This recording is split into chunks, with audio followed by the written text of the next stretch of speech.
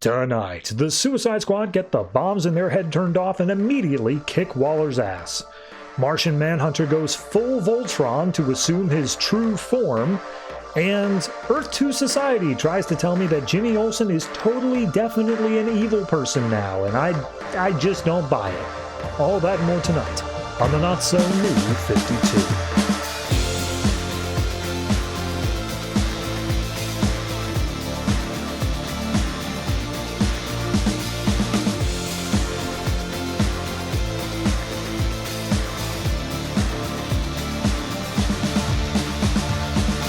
Hello everyone and welcome to episode 220 of the Not So New 52. I am your host and it's a week.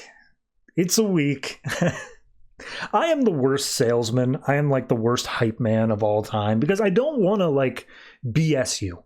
I don't want to like come into this and say like, you know, the YouTube buzzwords of like, you won't believe what this week's issue of Doomed does. It's Doomed. It's Telos. Like, you know what these books are. If you've been listening to the show at all, like, it's the same. It's all the same. Nothing is doing anything that outrageous. So I wish I could say anything more in terms of like, here's why you definitely need to check out this week's issue. But that's just... it's not in my genes. It's not the way I was raised. I'm going to be honest with you. And honestly, this week, a bit dull. But it's still another week of the New 52, kind of. DCU, whatever you want to call it. So we're going to get through it regardless. Anyway, let me tell you what's coming out this week. This week, we have, in alphabetical order, Action Comics, Bizarro, Dr. Fate, Doomed, Earth 2 Society, Green Lantern, The Lost Army, Harley Quinn, Martian Manhunter, New Suicide Squad, Secret Six, Telos, Titans Hunt, and a brand new weekly series. I shouldn't say brand new. It's like a month and a half old. Batman and Robin Eternal. So that's happening now. The only thing I guess I could mention that's kind of a bit weird about this week, this month overall, I should say, is our mini-series that began at the DCU start are starting to wrap up. So this week we actually have the final issues of Bizarro, Doomed, and I swear there was one more. Oh, Green Lantern Lost Army. But that one has a sequel series coming out, so it almost doesn't count. So if you haven't been caught up on those, I wouldn't start here, but sure, why not? Check them out anyway. Again, I am a horrible salesman. Do not hire me to do ad reads, but pay me regardless. I still want the money. Anyway, really don't have anything else to say. 30 episodes left, but I promised myself I wouldn't do that until we hit only 6 months, so I'm just going to shut up for now, and we will just move on into the comics.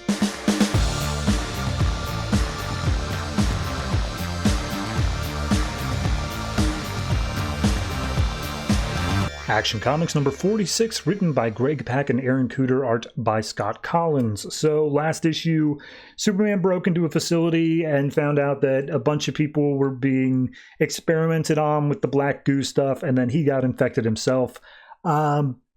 This issue just immediately picks up with that, where all of a sudden he feels hopelessly overwhelmed with wrath, because that's obviously the person behind it, and all this goo is making him do it. So a bunch of giant robot spiders, yes, I said that right, came out as security drones, and they're like, oh, compromise, terminate the test subjects, and everyone else recoils. They're like, oh no, what are we going to do? And then Superman's like, oh, I'm taking this thing down now, and he jumps in, and he starts throwing everything, destroying these robots. We see him flashing back saying like, you know, I should fear this black stuff inside of me that's like making me angry, but like it's also making me stronger, and I'm like feeling like I'm back to my old self finally. And as soon as he finished beating up all the robots and whatever, we see a bunch of cops have come in outside saying like, oh, Superman apparently broke in, there's giant robot spiders on security cams, let's get in there. Even if we're not ready to handle whatever's in there, we got to do it anyway. And then when they get in, like, everyone's tied up, but Superman and the rest of the subjects are nowhere to be seen because he's accompanied them off the premises. And one of the kids is like, Superman, can we go home now? And he's like, not quite. Look, I'm going to try to figure out what's going on, but I need you to stay put. I'm going to have Steel and Lana Lang come to watch you, and we'll figure this all out. And Lee is there, and he's like, Lee, trust me, John Henry's a genius. We're going to figure out how to cure this whole black mass thing. And Lee's like, does it need curing? Like, I was able to control it. Like, yeah, we're okay. And I was worried about you being able to control it, but you did fine. And Superman's like, no, I'm still super filled with rage, but like I'm just focusing it and I'm using it properly, but I shouldn't be feeling this way. And same thing with you guys, you're infected, but that's what makes you guys more impressive than me or whatever. And Lee's just like, wait a minute, hold on. If you think whatever you're planning on doing here, if you're infected with the Black Mass, then you might just be playing directly into Rath's plan. And Superman goes, look, it's Steel, and then just runs away. And Lee's like, God damn it. So turns out part of the power set of having been infected means that he can move through shadows. So he goes out into the woods and just like fades into a shadow. And as he comes out on the other side, I guess he's now like 500 miles away. And he's like, oh, Rath, you think that you cursed me with this, but I can use this to find you.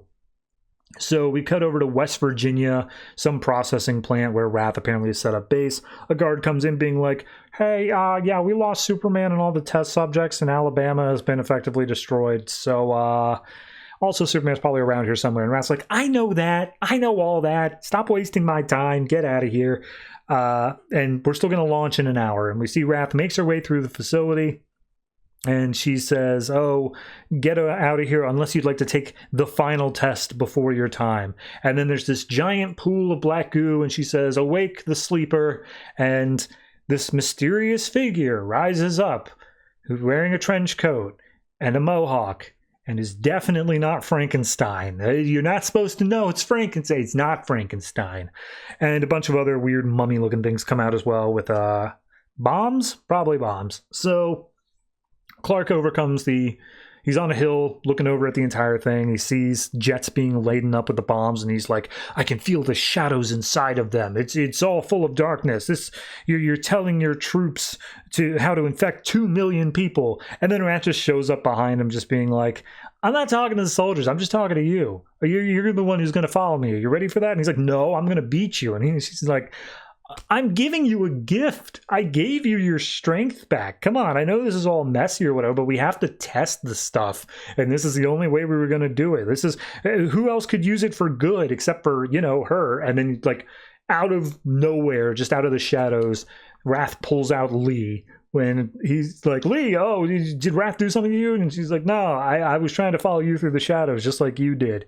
So, what, you think I was going to let you take her on by yourself? So at that point, Rath is still like, okay, but like seriously, you've proved that we can use these shadows for good. Why not do that? And it's like, no, I saw people lose their minds because of the shadows. And she's like, yeah, side effects. It happens. Some people, the shadows reveal your true nature, and some people are just broken. But you guys are good. So we can, and she says the whole thing. It's eugenics. You can fix the sick world, burn away the bad seeds, blah, blah, blah. I know you don't want to see monsters everywhere you turn. And immediately, as the planes are trying to launch, Superman tries to run in. A bunch of shadow monsters pop up, and Rath is like, seriously, but why would you think I needed you when I have all of these shadow monsters to use instead? Like, it's not necessary. So Superman's like, look, don't hold back, use your anger, trust in it. And as they're talking about getting down to the plains, all of a sudden, a giant, I'm going to call it a warthog, but a beast comes in, and Rath is like, well, you can join the ranks of Frankenstein, who is also working with me. And Frankenstein's on top of the beast. And Superman's like, well, I guess it doesn't make a lot of sense, but he is dead, so it's a lot easier to fill him with black goo, I guess. So Superman immediately just lunges in. Frankenstein's not speaking coherently. It's just grunts and rahs. So as they start fighting against each other, Superman's like, a month ago, I had my powers and I would have tried to talk him down, but now I can't afford it. So regardless, Frankenstein is pretty hard to hurt. So I should be able to cut loose with him without worrying about his safety. And he just picks up Frankenstein and throws him into one of the jets. To which point Rath is like, all right, that was cute, but like he's not going to fall for that one again. So we see the fight between them continues. Raph comes up to Lee as Lee's like, no, Clark, don't fight. It's not right or whatever. And Raph is like, oh, no, see, you thought that he was like you, but this is what happens when he has his power back. When you unleash the real him, it's just both of them are now monsters. And we see Clark is just mirroring the rage of Frankenstein as to say, wouldn't you know it? Ultimate power absolutely corrupts, or whatever the hell the saying is. Yeah. In recapping this issue, had to do this twice.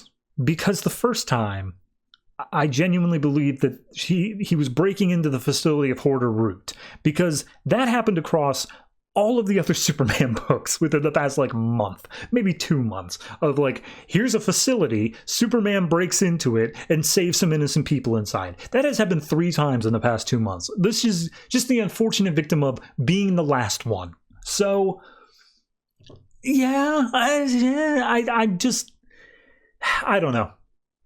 The Black Mask stuff hasn't set with me as well as even the Superman Wonder Woman plot has, or the Superman plot has. The action one by far is the least interesting to me. It's the one that doesn't feel like it has anything really going for it, because it is just kind of basic in a way of, oh, he's Superman, he's the best of us, but it looks like he's fallen on hard times. What's going to happen? Of course, he's Superman.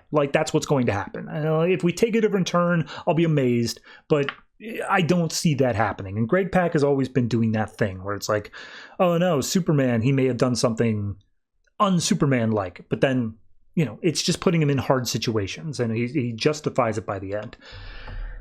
Either way, it's a fine enough issue, but the art's not really amazing either, so I don't think I can even really say that I want to give this a 7. I think I'm at a 6.5 on this one, and it's nothing really the book itself has done. It's just that it feels so unoriginal with every other Superman story going on right now. So, yeah.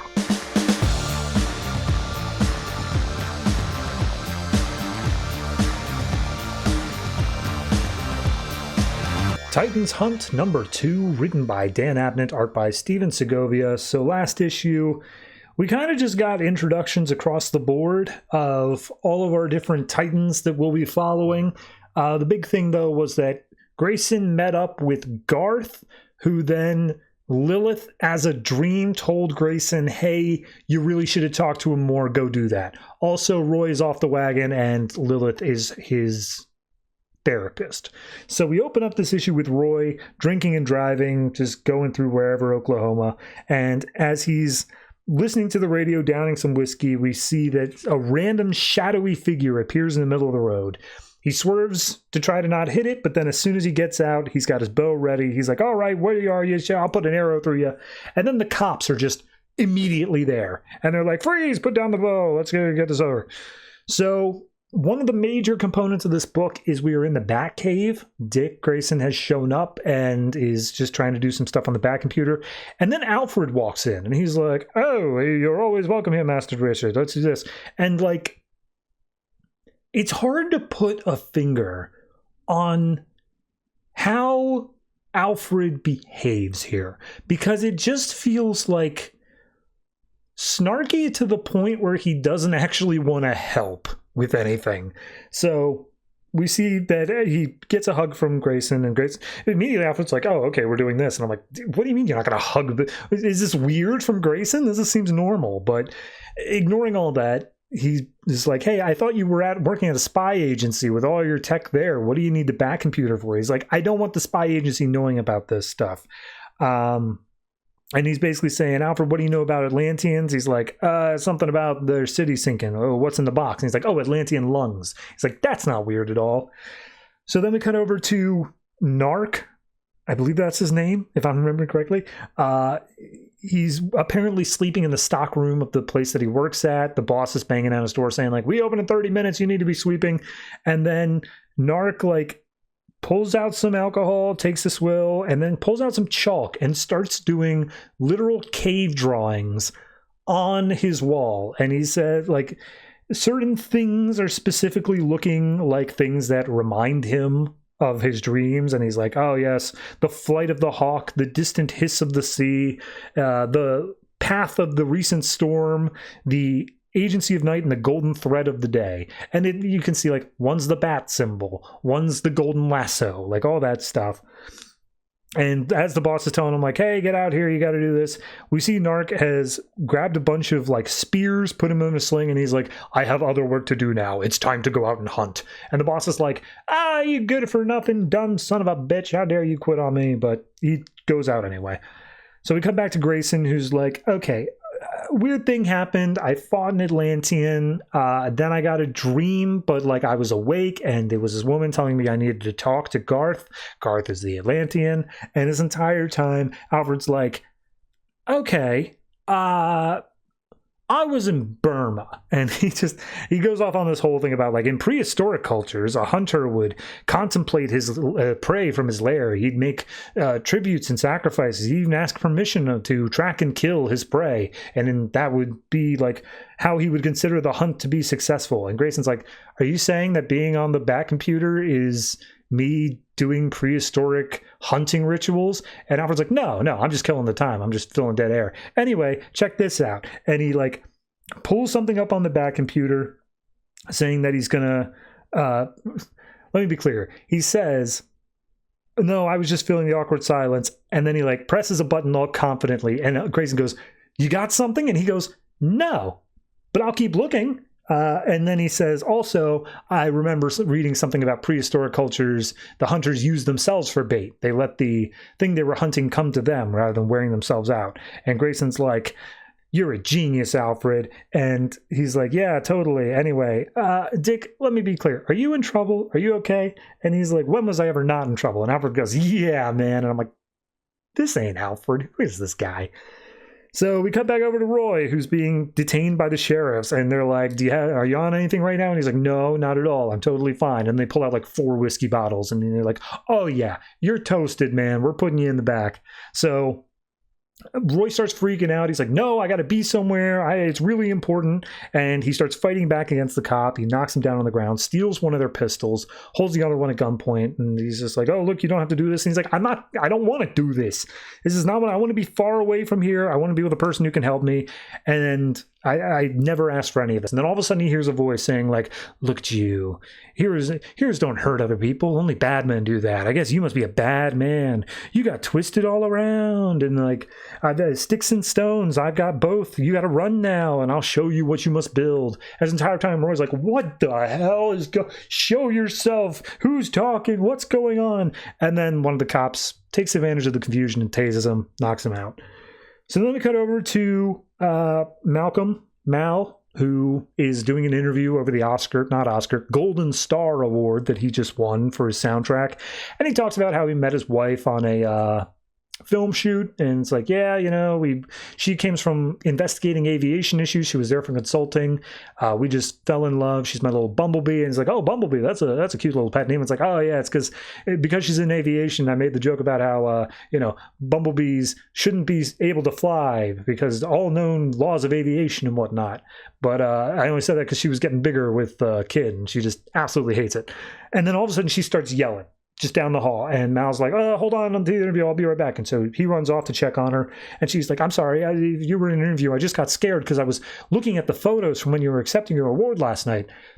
And look at this. And they look at the photo, and there's a strange shadowy figure that wasn't there when they were looking at it like dead on, but in the photos it's there. And it's like, what the hell is that thing behind you? So then we cut over to Grayson, who has gone out to some beach, and he's like, I don't know why I wanted this beach specifically, but it's just calling to me.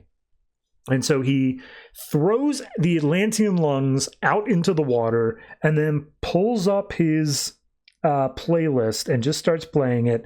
And like the moment he's about to press play, Garth comes out and he's like, you dare throw Atlantean organs in here, like chumming the water? How dare you? And Grayson's like, look, I'm sorry about my methods. I recognize they're not the best, but I didn't have any way to contact you. And he's like, I will show you no mercy. So Garth starts throwing punches like crazy, all of them fully loaded. Grayson's like, please stop doing this. I don't want to fight you, Garth. And he's like, how do you know my name? name? He's like, I'm trying to explain to you, just stop punching me. And he's like, I don't obey land dwellers. And then a third party comes in saying, oh, but you will. In comes Donna Troy. All right. Yep. I mean, it's exactly the continuation that I was expecting here. Everyone's, realizing there's a threat. We're all moving together. There's some sort of force that feels like it's guiding them. I don't really have a problem with it. I like the focus that it's giving here, the mystery it's setting up. It feels very specifically like moving in a direction. And it is difficult because you're getting, look at it from the perspective of the writer here. He is being forced to grab something from a previous continuity that in this continuity was explicitly said to have never existed. And obviously it's all leading up to Rebirth, but that's not an enviable task. How do you retcon something that explicitly was said this did not happen? So kudos to the very least. Again, the only major problem I have though is, why is Roy off the wagon? Is everything I know about that character is he should not be doing that, but maybe we'll get an explanation. This one I'm going to say a 7. And I think I'm going to combo the Roy mischaracterization with I'm going to say completely wrong voice for Alfred. I really didn't like the voice they gave Alfred here. It wasn't working for me. So that's keeping me from the 7.5 for sure. But 7's still fine, I guess.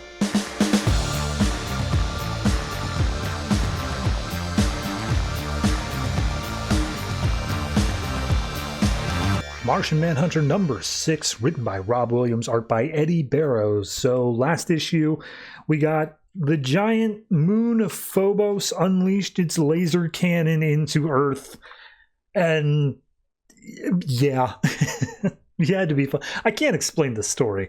So we get back to now and we see that all the different versions of Martian Manhunter are converging on this crater somewhere in Africa where the laser's being shot down. Down on the ground, we have Mold and the Pearl. Up in an airplane, we have Mr. Biscuits and Daryl Wessel. And this front page makes an explicit point to say, while everyone else is looking at the laser, Mr. Biscuits is in the back of the plane watching Paul Blart Mall Cop 2. So as we see this plane flying towards the thing, Wessel is like, hey, Leo, kid who seems to know way more about this than he should, how do you know all this stuff here? And he's basically calls him out like, are you also a part of John Jones as well? And he's like, maybe.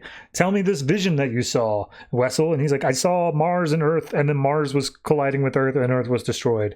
And Leo's like, that's a warning, you idiot. Yeah, no, he wanted you and all the other pieces of himself to scatter across the globe and never be brought together, because if all of you were brought together at the Phobos blast site, the ritual would be complete. And then we see everyone else on the plane is starting to be taken over by Leo. And immediately Wessel's like, Mr. Biscuits, we gotta go. We gotta do something here. So they start fighting against the people. Leo's like, Wessel and Biscuits, they will enter the Phobos blast at the same time as the other ones. I've made the pilots in front of them keep course, and we'll have our agents on the ground moving them into the laser beam. So this is also Mars shall breathe again. And I think we already got the explanation as to what's going on, but they really dial it home here. Down on the ground, we see Martians are reaching out through the laser beam, but it's like containing them still. And Mold is like, hey, those are our people in there. They're long dead. They want to live again. And they call to you. And we see like a psychic projection of all the Martians outside of the beam. And Pearl is like, why aren't they attacking us? And he's like, they want us to enter willingly. It's the culmination of their plan. They made the Martian Manhunter a weapon using Martian blood magic, and they had to sacrifice the whole of their planet for the greater good. But do you know how many Martians agreed to die in order to make that happen? And yes, it was for idealistic reasons, but the Martians aren't monsters. They became monsters using the blood magic, and they just want to bring Mars back.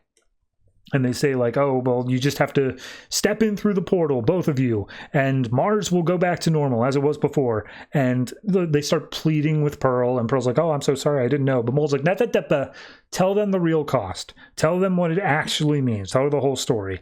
And the Martians are like, if we do this, Earth will die. It's one or the other. That's the only way to do this. And Pearl looks all sad, and Mold is like, oh, you bastards, how dare you? You created us just to be this. How dare you, like, want us to do this? It's too much weight to put on us. And Pearl's like, it's all right. I'm not going to do it. Like, I don't care if I am my own person or if I'm just an aspect of Martian Manhunter. I know this is wrong. I won't do it. And then all the Martians grow to, like, double their size, and they start attacking, and they start trying to push. Mold and Pearl start trying to fight back, but they are just two humans, ostensibly, so there's nothing more that they can do. However, in the middle of the fight, there's suddenly a blast of energy as Pearl remembers what it was. She remembers who she truly is, and she says, I'm the Pearl, but now I choose to protect this world, and she becomes Martian again. She looks like Martian Manhunter, but like slightly different. So she's jumping in on the fight, and Mold looks up and sees the plane like about to fly in through the portal. He's like, oh no, they're here. The other halves, they're here. So otherwise, Biscuits and Wetzel are talking to Leo, and Leo's just like, oh yes, this is, you remember that mother who I said paralyzed me and all that, or, I was sick or whatever. She ended up paralyzing me because she could sense the evil in me, and I used my telekinesis, she used her telekinesis on me because she was also a powerful Martian, and that's why I've been stuck in this sick form. But now with the portal so close, I can transform back into my normal self. And he transforms into Malalfak. I have no idea how that's pronounced, but regardless, he's a evil Martian, and he's like, oh, extinction is here, Earth will be destroyed. And Mr. Biscuits chimes in finally. He's like, the Earth will be destroyed, that means Alicia will die. Well, I can't have that. And so he uses his cane as a pair of nunchucks and starts beating the ever-loving hell out of Malafalek. Because he literally says, did you accidentally add 200 grams of agony to the biscuit mixture? Because here it comes. So Wessel gets up to the front. All the pilots are about to turn on him as he gets into the cockpit. He doesn't know how to use his telekinesis, but he wills himself to do it anyway. He's like, great, awesome. Now, how do I steer this plane out of the way of this portal? But it's already too close. There's nothing they can do, so they're going to fly in anyway. Down on the ground, we see that Pearl has managed to beat back all the other Martians, and just like, oh, there, we did it. Like, if Mars means... bringing Mars back means destroying all of Earth, better it stays gone. And yes, it looks like the plane's about to fly through, but me and Mold are outside of the portal, so we'll be fine. And then Mold pushes her into the portal. And all the Martians are like, what? And he's like, damn you for this, but damn me too. And then he steps in as well. And we see all four of them being in the portal at the same time. They were all their own independent people. They all did their own things, but they start to lose their own shape and form, and they all merge back together into now the completed Martian Manhunter, John Jones. And he reforms himself, and he looks significantly different than the beginning of this book because he's never been this complete before. And he says, this is my true form, human or Martian, whatever follows, we'll see. They can fear me if they wish. And the Phobos laser cannon stops. It destroys all of Earth. However, we see Mars has been brought back. It's a living Mars. It is completely back again. And he realizes, he says, oh, Alicia, please forgive me. And as he looks over the Mars that's returned, he says, oh, I'm not a monster. And then he gets punched in the face. And we see the one doing the punching was Daryl Wessel, who somehow is outside the body. And he says, you just killed all planet Earth and Paul Blart Mall Cop, and you're going to help us put it back to the way it was. So everything's about to get so much more confusing, I'm sure. I really like the art in this one. I really like the merging section. I really like the way that they show, like, the different transformations and stuff like that. That stuff's all really solid. It's the writing. I think the writing in this is good. Just on within what I come to expect from this series, I think that this is above average for it. I think it's very solid writing. I got a laugh out of the Paul Blart thing. It's solidly well done.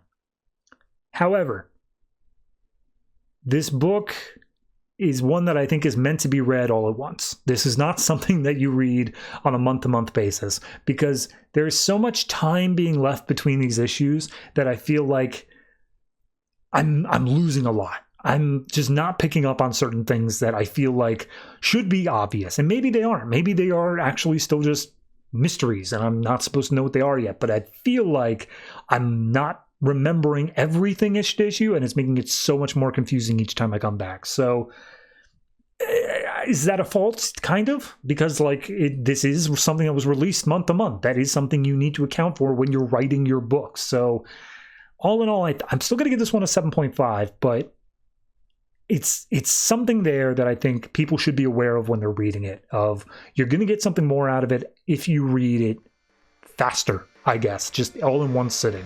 So take that for what you will.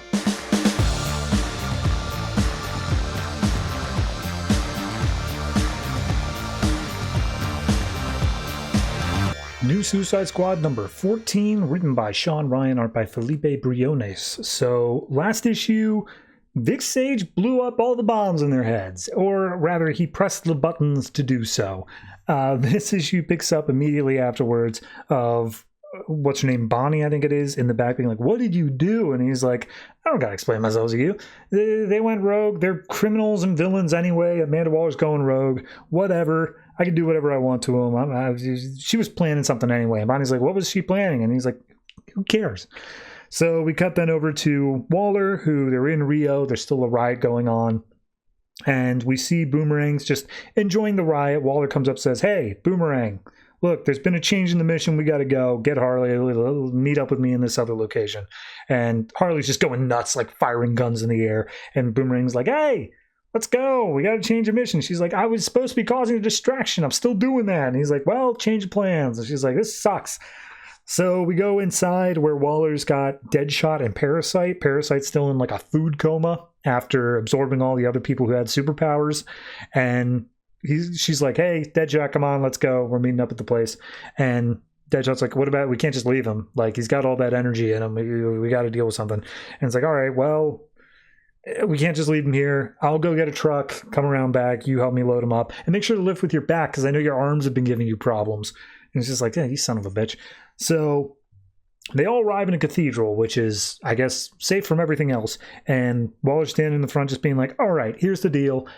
Vic Sage has been doing some shady stuff. He went to DC and he did some like stuff. I don't know exactly what it is he's planning, but I know he's planning something because he's been a lot nicer. He's asking to see stuff around the prison, and he was very concerned about a league destroying something that was owned by Corvus Corp, which is owned by a larger shell company, which I've been noticing a lot of their subsidiaries around recently. It's been there ever since the Moscow mission. Also, of course, he's working against me. That's just totally a thing. You got to trust me on that. And they're like, trust you? Why would we trust you? And it's like, no, seriously, that's why we've gone dark. And they're like, okay, so gone dark. That means Belle Reve, government, they don't know where we are right now. And Amanda's like, nope, I've shut down all communication. And Deadshot calls out rightly, like, if that were the case, our heads would no longer be on our shoulders. To which point Waller says, look, Vic probably already pressed the button. Like, it's probably already done. He thinks your heads are all blown up the moment that he knew I was onto something. So I disengaged the bombs before this mission even started.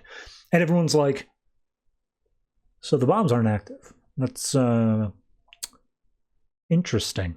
And then they all just start attacking Waller. Like, nothing stopping them at all. So we cut over to Belle Reve. We see that Vic is on the phone with somebody from the Cavalry Corporation. And just like, hey, you guys should know, is Waller, she's doing something, she's planning something. And they're like, how do you know? It's like, because she's always planning something. That's just what she does. And like, I'm not entirely sure exactly what's going on, but I think it'd be smart if we sped things up just like a little bit. And sorry, no, the cavalry guy says that. We got to speed it up just a little bit. And he's like, okay, what do you mean? And he's like, well, we're going to do it now. That's what's going to happen. He's like, what? I've been doing all this planning. Like, if you make me do it now, I don't know if I can actually make it work. I don't think it's going to work. And it's like, hey, Vic, cool, buddy. You got it. We have the utmost faith in you. You can handle this. You got this. Click. And then we see the guy walks into the office of some woman, and she's just like, all right, how's it going? And he's like, oh, he's going to screw this up. We got to start planning on that. There's no way that this is going to be a loss, and we just got to chalk it up as such. And she's like, well, all right, we'll just still, let's wait and see, but we'll prepare for the worst. So we cut back over to the squad attacking Waller. She takes cover to hide from Deadshot. Boomerang jumps in, but like announces that he's jumping in, so Waller just boots in the head and just like, seriously, why are you guys not working together? You have the numbers over me. And he's just like, guys, shut up. I enjoy this stuff. So at that point, she manages to get a solid hit on Boomerang, try to knock him down a little bit, and she's talking to him saying like, what would you guys have without me? And there's like, our freedom. And it's like, oh yeah, you think that what you had before was freedom? You rob a store and get your ass kicked by Green Arrow? Yeah, is that really the life you want to lead? It's like, better than this, better than following your orders under price of death. So Harley then swoops in at that point, and Amanda calls out, I was like, Harley, you have absolutely no room to talk. You don't know anything about what you want unless somebody tells you it. And she's like, I don't need nobody from nothing. So Waller manages to wrestle away a giant candelabra from her and punches her in the head with it. And she's like, oh, you think that your spontaneity helps you? It just makes you sloppy. So Deadshot eventually gets the drop on her, holds a gun up back of her head and says like, yeah, well, she makes a good distraction. So she calls out Deadshot saying like, you think you can shoot me from this distance? And he just pistol whips her, and they all just start beating her up on the ground until finally they've gotten their share, and Deadshot's about to pull the trigger, and she's like, all right, you guys feel better now? You get it out of your system? And he's like, almost. We're still got one more thing to do. And he's like, good, then all of you will die. And Deadshot pauses and he's like, no, we're killing you. And she's like, yep. And you honestly think I would disengage the bombs entirely? I set them up so they're in sync with my pulse. If I die, you all die as well. And they're like, God damn, all right, yeah, we should have seen that one coming. God, son of a... So they're like, all right, now what? And it's like, well, you guys are going to help me stop Victor Sage, whatever it is. And if you do, I'll give you your freedom. And they're like, how the hell are we supposed to expect to believe that? And she's like, you don't really have a choice. And it's like, fine, whatever. What's the plan? She's like, oh, well, the plan is you do what I say until I stop saying it. And he's like, oh, yeah, that's a great plan. Thanks, Waller. So then we cut over to Black Manta. Now, Black Manta's not part of the team right now. He's in solitary, and Vic Sage walks up and says, like, hey, Manta, I need your help. And he's like, what do you want? And he's just like, look, the cameras aren't on. Bonnie taught me how to turn them off. And he's like, who the hell's Bonnie? He's like, doesn't matter. Look, I need your help, and I can make it worth your while. And he's like, yeah? What, my freedom? And he's like, yeah, of course, your freedom. I'll let you out. And he's like, world out there is just messed up as it is in here. And he's like, okay. How about money? He's like, I don't need money. Money means nothing to me. He's like, okay, I just need your help, Manta. Well, I just need you to help me out. He's like, all right, fine. Why me? He's like, because you're perfect for this. I'm trying to take down Waller. And that's where Manta gets up. And he's like, well, why didn't you say so? So, yeah, Manta's going after Waller, I guess. I like it.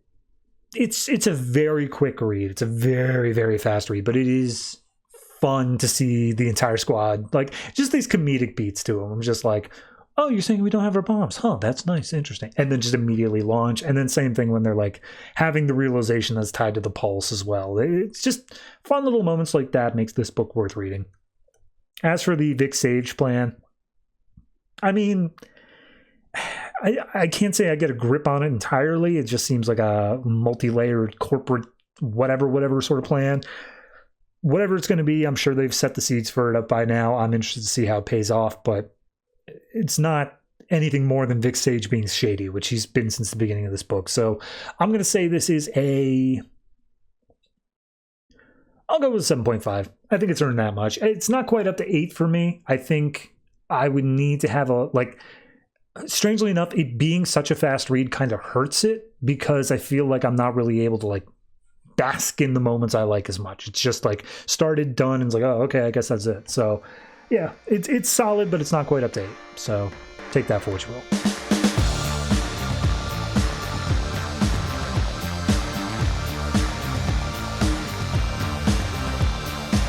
Green Lantern Corps, The Lost Army, number 6, written by Cullen, Bunn, art by Jesús, Saíz. So, final issue of this miniseries, but not of the story overall. We found Mogo, and it was being attacked, and this issue is just, what does that mean? What's going on? So we see a little narration over the top as we see everyone from Green Lantern Corps, which includes all of the people that we didn't see for the rest of the series, everyone who's been just hanging out on Mogo the whole time. They're all fighting against the space pirates, and all these pyramids are around, and it looks like it's draining energy / implanting energy into Mogo. And the fighting's just crazy. And the narration is basically saying, like, yeah, the previous universe, it was the war, the dimming, it was the war of dwindling light. All of that stuff was, we know this universe isn't going to be able to make it out, and now we're stuck in the middle of it. So as we see Simon Baz is there with his dual pistol Green Lantern constructs, everyone's fighting each other, including space pirates against each other, to which John tells Simon, like, that's a good thing, because that means they're not attacking us at the very least. And Simon's like, John, where the hell have you been, man? And he's just like, oh, we were just trying to get our way here. How long have you been holding the fort? And it's like, the whole damn time, pretty much since we showed up. And Simon reveals, yeah, we came to the conclusion that this was a trans-dimensional thing.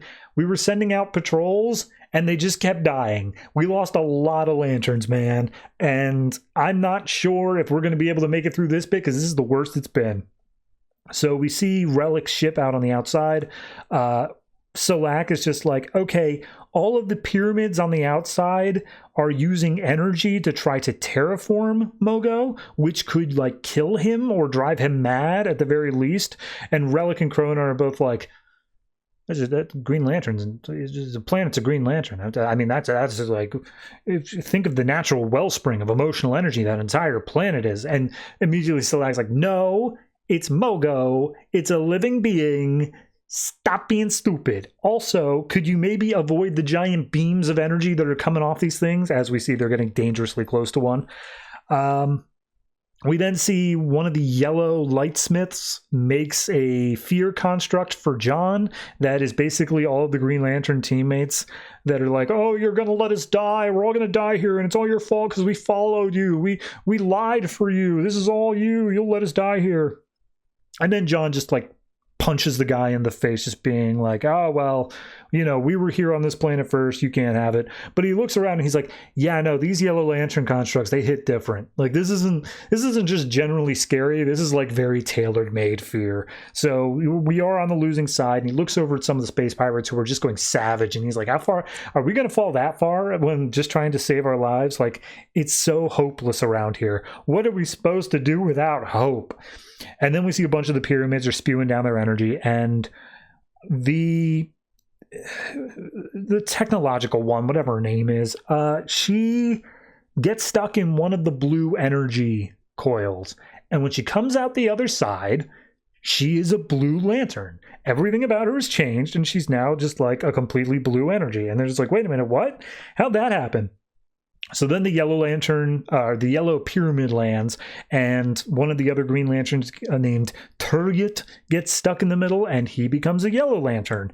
And they're like, wait a minute, well, hold on, what's going on? But they barely have time to think about it because all the pyramids have landed, and they've started their terraforming process. So Salak points out, saying, they're penetrating the crust with their energy, it's reaching the core, it's going to tear the planet apart. Mogo's not going to be able to survive this without changing. So we come across Guy and Kilowog as they're in the middle of fighting against a bunch of red space pirates. And Kilowog's using this big scepter thing now. And Guy gets caught up in a green energy beam. And when he comes out the other side, he's no longer part Red Lantern. And Kilowog's like, great, that costume looks stupid. You were the Christmas Lantern. That was dumb.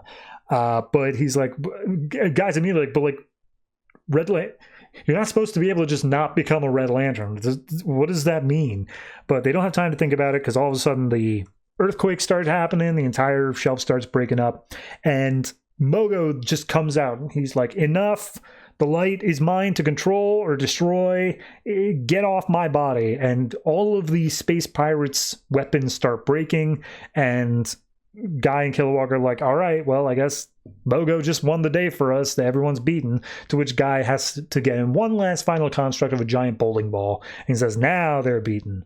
So all of a sudden, Mogo has a ring of all the different colors of energies around it. And they're like, what does this mean? What is going on? And Salak says that Mogo has transformed. He's taking control of the different emotional energies. He's driven all the lightsmiths away. And John's like, that's not going to last. They're going to come back. They're not going to just go away as resources are going dry or whatever. But we might have bought ourselves enough time here. And we get one last little flashback into John Stewart's past, went back when he was a Marine, and we see he's back home, and it looks like he's going somewhere. He's in a cab, but he tells the cabbie, hey, just pull up over here. Like, I'm in the Taxi's guy, are you sure this is nowhere? Like, are you sure you don't want me to drop you off at a friend's place? And John's like, no, it's fine. So he pays the cabbie, and cabbie thanks him for his service, and then John just walks over and stays in a nearby motel. I'll be honest, I'm not quite sure what that one means. So we then see Salak, Relic, the whole ship has landed down on Mogo, and Salak lays down the thing to all the lanterns, saying he has been fundamentally altered. The power battery is also completely different now. Right now, Mogo is an emotional converter. He has access and control of all of the different energies. And they're looking over at the other lanterns who have been changed in the battle. And Salak's like, I have no idea. This is beyond my pay grade entirely. And they're like, do you feel different? And some of the ones that change are like, yeah, I guess, somewhat. So they point out Kilowog, despite the fact he probably could get another ring at this point, he's going to keep his scepter for a while because he likes it. And Salak says, all right, here's the thing. I have found a fissure in time and space that could lead back to our own universe. And John's like, awesome, where's it at? Cut to the source wall. We go out to the source wall, and they find a giant crack in it. And Salak's like, there's a lot of energy there, but like we can crack it open wide enough that we can fit through. But like we don't actually know if that's our universe on the other side. So John's like, all right, let me go take a look. You all hang back. And as he gets up there, he's like, oh crap, that's my universe. That's definitely my universe. You know how I know? Goddamn Hal Jordan is standing on the other side. And then Hal seals up the rift. We see him raise his hand, and the rift just closes up. And John's like, oh, you son of a bitch.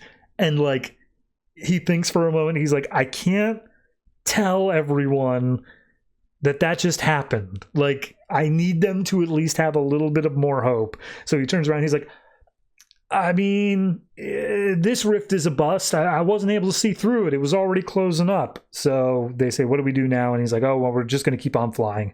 So he's saying like, yeah, you know, maybe I'm lying to them. Maybe I'm lying to myself. Just tricking myself into believing that there's some way we'll escape this doomed universe. And then we get one last page of Relic talking to Krona. And Krona's like, hey, man, what you up to? And Relic's like, oh, they're going to let me take a look at the emotional wellspring. I need to get ready for that. And Krona's like, yeah, cool. So they aren't trying to save this universe at all. I think I can prove that they are lying, but I think I know a way that we could save it together. Dun dun dun. Krona's evil because he wants to save the universe. Okay, maybe he's not that evil.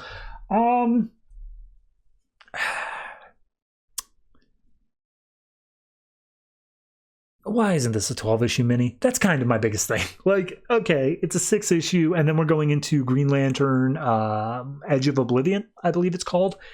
And that's fine. That's okay. Maybe it was a thing where like DC was like, look, we're going to give you 6 issues, and then you like need to be able to wrap it up unless you hit certain sales milestones. But like because they already solicited as 6, they didn't want to expand it. Maybe. But I like hitting this 6th issue, it just feels so underwhelming as an ending. Like this is just not an ending. Yes, there's a lot of big changes to the status quo here. Mogo's now the White Lantern essentially, but it's not really ending anything. So yeah, I don't know what I'm really looking at this one for. It's kind of just the next chapter, and if I view it through that lens, it's fine.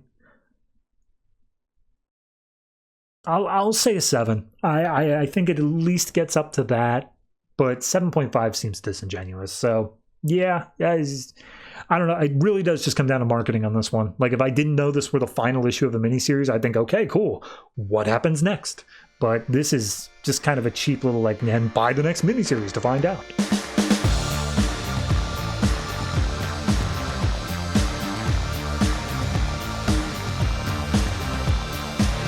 Secret 6, number 8, written by Gail Simone, art by Dale Eaglesham. So last issue we had the reveal that Black Alice is actually some magical something or another that's going to bring about the end of the world. And all the magical people, good and bad, have teamed up to try to kill her. So this issue opens up with some Neanderthals or Cro-Magnons or something back in caveman times, and the narration's like, back then, mankind had a right to fear the heavens because it was full of giants that were watching through like dimensional rifts. And we don't get anything on that yet, but it all looks horrific. So we go back to the hospital and we see the fight scene between the magic people, and Big Shot and Black Alice is still continuing. And at that point, Black Alice comes out with a whole magical arsenal or whatever. It looks like she's got like 20 different powers going off at once. And Felix Faust looks up and he's like, oh God, this is bad. So she manages to pin Felix, Clarion, and Black Orchid against the wall. Cheetah dodges out of the way and then tries to attack her, to which point Black Alice is like, I like your look, I'm gonna take that. And she just takes away Cheetah's powers. She just turns Barbara Ann back into a normal ass person. And they see the fake get well card that they brought along, and it's like, oh wow, isn't that nice? So as she's about to attack Felix Faust and all that, he's like, no, get the others, I didn't even want to be here. So we cut back over to the mini golf place that the rest of the Secret Six are at, where Etrigan is now in full like polo and cargo shorts, and he's like, okay, Etrigan, explain this all again. And he's just speaking in rhyme, talking about how he once banged Wonder Woman. And then he's like, yeah, he's not going to help you, but we will. And in pops the children of Arion, who are the true Atlanteans, and they're here to help Black Alice. And we cut back over to the hospital, and Big Shot's talking down Alice, saying like, hey, don't kill them. That's not what you should do. It's hard to stop once you start. And Black Alice's like, fine, whatever. You all get amnesty, but like, get out of my sight. So she comes back down. She like all of her powers deactivate, and just like, hey, like, let's get out of here. But then Black Orchid steps up saying, hey, the magic people aren't going to stop. We can't stop. And simultaneously we get Black Orchid giving the magical history, and also these children of Arion are giving the history, and say that long ago there were dark giants, they were elder gods, and humans were just vermin beneath them, and we were also their form of amusement. A great Atlantean wizard made the White Gate. He gathered up all the mystics of the world and made 4 alabaster columns that were imbued with the might of every civilization in order to keep the dark giants at bay. And then simultaneously Black Orchid says, to save the world, you have to protect the White Gate, while the children of Arion say, to save your friend, we have to destroy the White Gate. And we cut to Big Shot first, who's like, no, Black Orchid, we're not going to protect the gate. Like, why should I believe you guys? All I know is that you guys suck. You just attacked all of us. A lot of you are bad. Like, that cheetah lady usually fights Wonder Woman. And Felix pops up like, okay, we might be bad people, but like, you don't understand the stakes here. He's like, maybe not, but I'm sticking with the kid. I like her a lot more than any of you guys. And then we cut over to the mini golf course, and children of Arion are like, it is your choice, whatever you would like to do. Will you help us destroy the stones that may kill her, an innocent girl? And everyone votes, and they're all like, yeah, no, absolutely. We'll totally destroy the gate. We all like her. No problem there. So at that point, we see Big Shot and Catman get on the phone, and it's like, hey, look, Black Alice, she's crashing harder every time she uses her powers in that way. I don't know how this is going to turn out if we don't do this stuff. And they're like, right, but we're going to need some help. So we cut over to Scandal Savage and not Ragman, whatever that other one's name is, the 3 of them.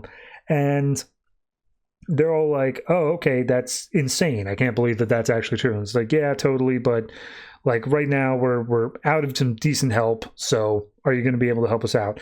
And Scandal's like, yeah, totally, why not? And the other one does, whatever the hell his name is. But Banshee is like, I can't. I in good faith can't, because I get my powers from that same sort of magic stuff. If she drains my powers, then I'm just going to cease to be. So you guys handle that stuff. I'm going to go with, I guess, the rest of the crew over here, and starts hitting on Catman and Porcelain at the same time. So we see that the Atlantean is like, all right, the false king will try to stop you, but I will give you the power to transport you to where you need to be. And they're like, wait, hold on, you're transporting us? Where? And it's like, oh, weren't you listening? I'm sending you guys to the sunken city of Atlantis. And Catman's like, damn it. So as soon as he arrives, Etrigan's dressed in swimwear, and Catman's like, oh, God, I'm underwater. This sucks. But they've got like an air bubble that's keeping everything up. Porcelain looks out and sees Atlantis nearby, but then Aquaman just walks into the air bubble, just be like, yeah, you can look, but you ain't going there. Get out of here now. And Big Shot's like, whoa, hold on. You bring your friends to try to kick us out? And he just pulls up his trident and he's like, nah, don't think I'll need to. I'm going to give you one chance. Leave the rock alone, because the alabaster gate or whatever is underneath this rock. And it's like, leave it alone. You don't belong here. And Catman immediately jumps in, starts attacking. All of the women hold back, and Porcelain's like, guys, shouldn't we be like, trying to break the rock to get rid of this whole thing here before the Atlantic Ocean crashes down on our heads? But all the women are like, yeah, but Aquaman is fighting Catman. Hoo-wee. And they're like, oh yeah, no, let's watch that for a while. So Catman gets one good slash on Aquaman's stomach. And it's like, yeah, hey, I heard your wife exiled you from your city. What are you even doing here? And Aquaman's like, all right, playtime's over. So we see that the magic is starting to crumble. Water's starting to leak in. So they start trying to destroy this rock as best they can. Big Shot looks around just like, hey, we're going to be okay. We're going to get out of here. And as the fight continues on, more water keeps coming in. Aquaman's like, hey, those columns are there to keep the unknowable away. And Catman's like, well, I guess I'm not thinking too clearly right now. Sorry for the end of the world, I guessed. So they break the rock, the column comes out, but it seems like it's too late, and the entirety of the Atlantic Ocean just crashes down around them. So we go back up to the beach, and we see that the children of Atrios are like, well, they died. They succeeded. They destroyed that one part of the gate, but they died. So will it be enough to destroy the White Gate? And they start walking into the ocean. One of them gets the name of Uvian. And it's like, no, the Dark Giants will still knock. Do you feel it in your sanity? But there are other selfish fools out there who will help us. And I know just the name. And as they walk into the water, we see that they transform from typically human-looking people into these horrific, eldritch-looking beasts. So I don't know what the hell's going on. Look, I get the whole Dark Giants. I get the thing that, like, somehow it's related to Black Alice's powers and she's, like, sponging off of them. Like, I get all that. But this whole Children of Atrios thing came out of nowhere, and I have no idea what it means. So I guess we'll get there. I'm going to say this one feels like it's a low 7. I hesitate to even give it a 7, but I do think that, like, art-wise and some of the moments, I do like enough that it gets there, but it's just barely squeaking by. I think this book kind of feels like it lost its way. I don't feel like it has a great grip on what it wants to be doing right now. Yes, the whole Black Alice thing is there. It feels very mapped out, and I feel like it has a plot, but from the viewpoint of what we opened this book up with, where it was the Secret Six and going against, like, the Mockingbird or whatever the name of it was, like, it felt very specifically, this is what we're doing. We have a very clear line. Now it just feels like we're going issue to issue, seat of our pants. But who knows? Maybe the next few issues will be fixed up from that. Either way, this one's a 7.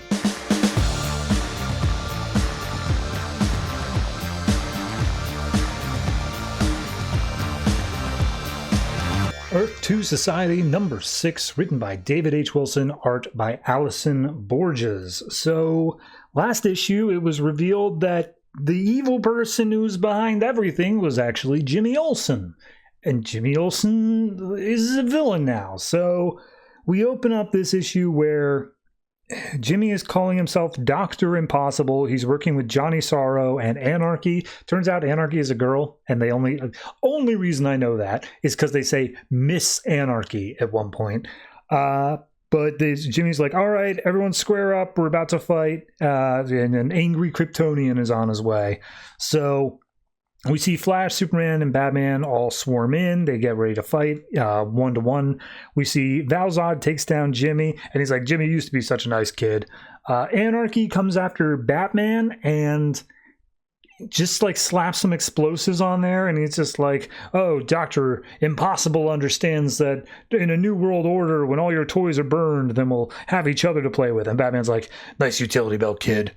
So then Flash goes over Dr. Sorrow, and it's not Dr. Sorrow. What's his name? Johnny Sorrow. It's Dr. Impossible. Goes after Johnny Sorrow, and he just one like runs up and punches him in the face, knocking his mask off, which then causes Flash to fall into a deep-seated fear state after seeing Johnny Sorrow's true face. So he's immediately recoiled. Batman's like, don't look at it and it won't be a problem. And he throws down some smoke bombs. We then see Val Zod still fighting Jimmy. And Jimmy's like, don't call me a kid. I'm a god now. And for the next 60 minutes, I'm not the only one. And then out of a portal comes the new and improved Hour Man. Everyone remembers Hour Man, right? And so he's like, Val Zod, I can take you down, man. Let's go. This is the hour of your demise. And Dr. Impossible's like, yeah, everyone meet Hour Man. Hope you enjoy your time together. And we see Val Zod x-ray him, see that he's on Miraclo, the same job, the same thing that Thomas Wayne Batman was on in the previous series. And Flash and Batman both come in trying to land hits. Nothing's working.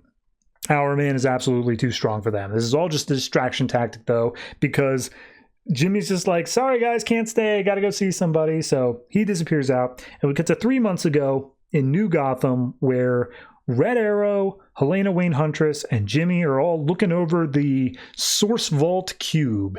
And they're like, damn it, I thought we could figure this out. Jimmy, you said that this could work. And Jimmy's like, I thought it would. I'm still trying to figure it out. There's something that I'm missing about this thing.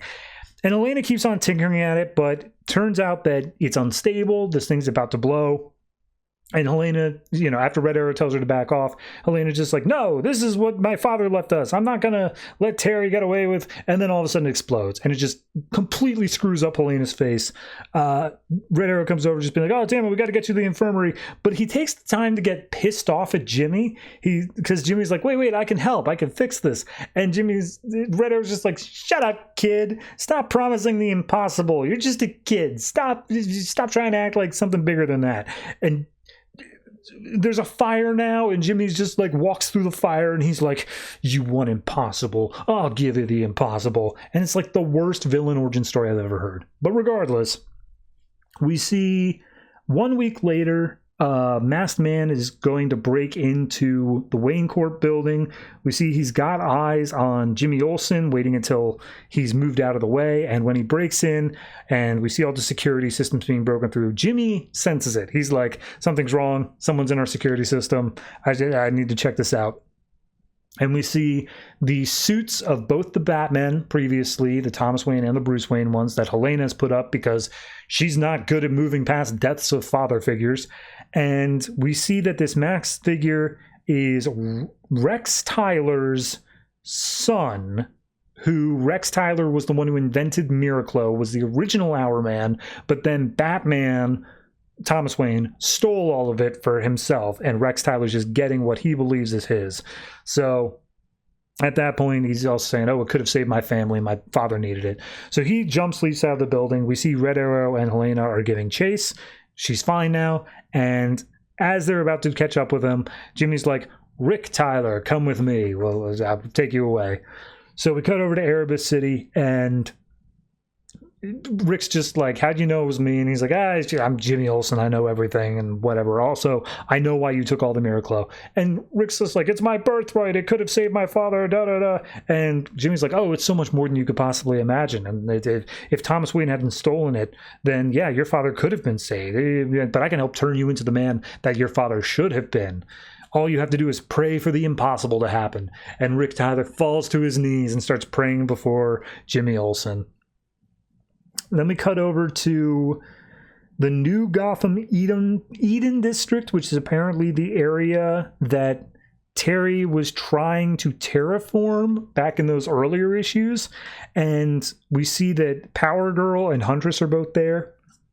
And Power Girl's like, oh, this is beautiful, but like, it's not real. It's not actually like what's real. And she's like, no, this is real. It is actually what's happening. We could turn back all of the planet. The whole planet could be terraformed back into our old world. And Power Girl's like, no, stop. This is our world now. You've got to let go of the past. And she's like, no, we can do this. Look at it. We had already worked on this small patch. We could go home again. And I'm having flashbacks of World's Finest this whole time because that's every issue was that.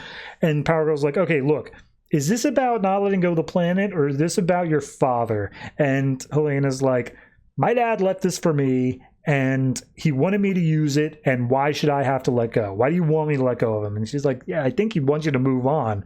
And she's like, yeah, well, that's what I'm doing. So Power Girl flies off feeling defeated, and Helena meets up with Jimmy, and Jimmy's like, oh, it's time. Your source vault's ready to go, and together we'll destroy this imposter world and get the old one back. And Helena says, yep, and there's only one person who can stop us. Talking about Green Lantern, because he's one with the planet or whatever. Okay, it's a very fast read. It's a very quick one. Jimmy Olsen's Fall into Darkness. Yeah, it doesn't work. It doesn't work. It's... If you view it through the lens of he's just like a messed up kid, maybe, of like, oh, you know, people keep on telling him that like he's a kid and he's not good enough or whatever, and he feels this urge to have to prove himself. Like, I could maybe fall in it, but this whole like religious leader thing, I don't know. I feel like I need another issue to like specifically get down the ideas of like, how did this cult of Jimmy Olsen come to be, you know? I get he has the power. I'm not doubting the power, but he never struck me as the type who was like, yes, bow before me. I am that powerful. So, yeah, it's I don't know. Everyone's different, and everything's changed in the meantime, and we're still getting some backdating of information, but this one just seems completely out of left field. Everything else, though, I mean, the fight's good. Hour Man is a good reveal. I like his power set on that. Stronger than Superman just for that 1 hour. So, no, overall, all that stuff, solid, but I just don't like Jimmy Olsen's villain origin story. So I'm going to say this one is I'll give it a 7. It's almost at the 7.5, but I can't say that it's a 7.5 with that standing in the way. So, yeah.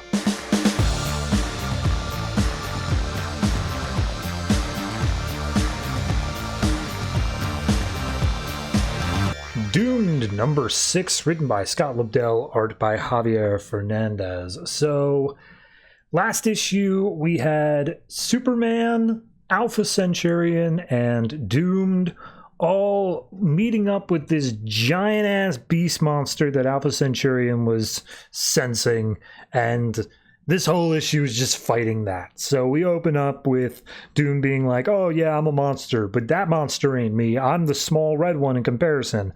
And Alpha Centurion's like, oh, this is Mother Herd. We've met before.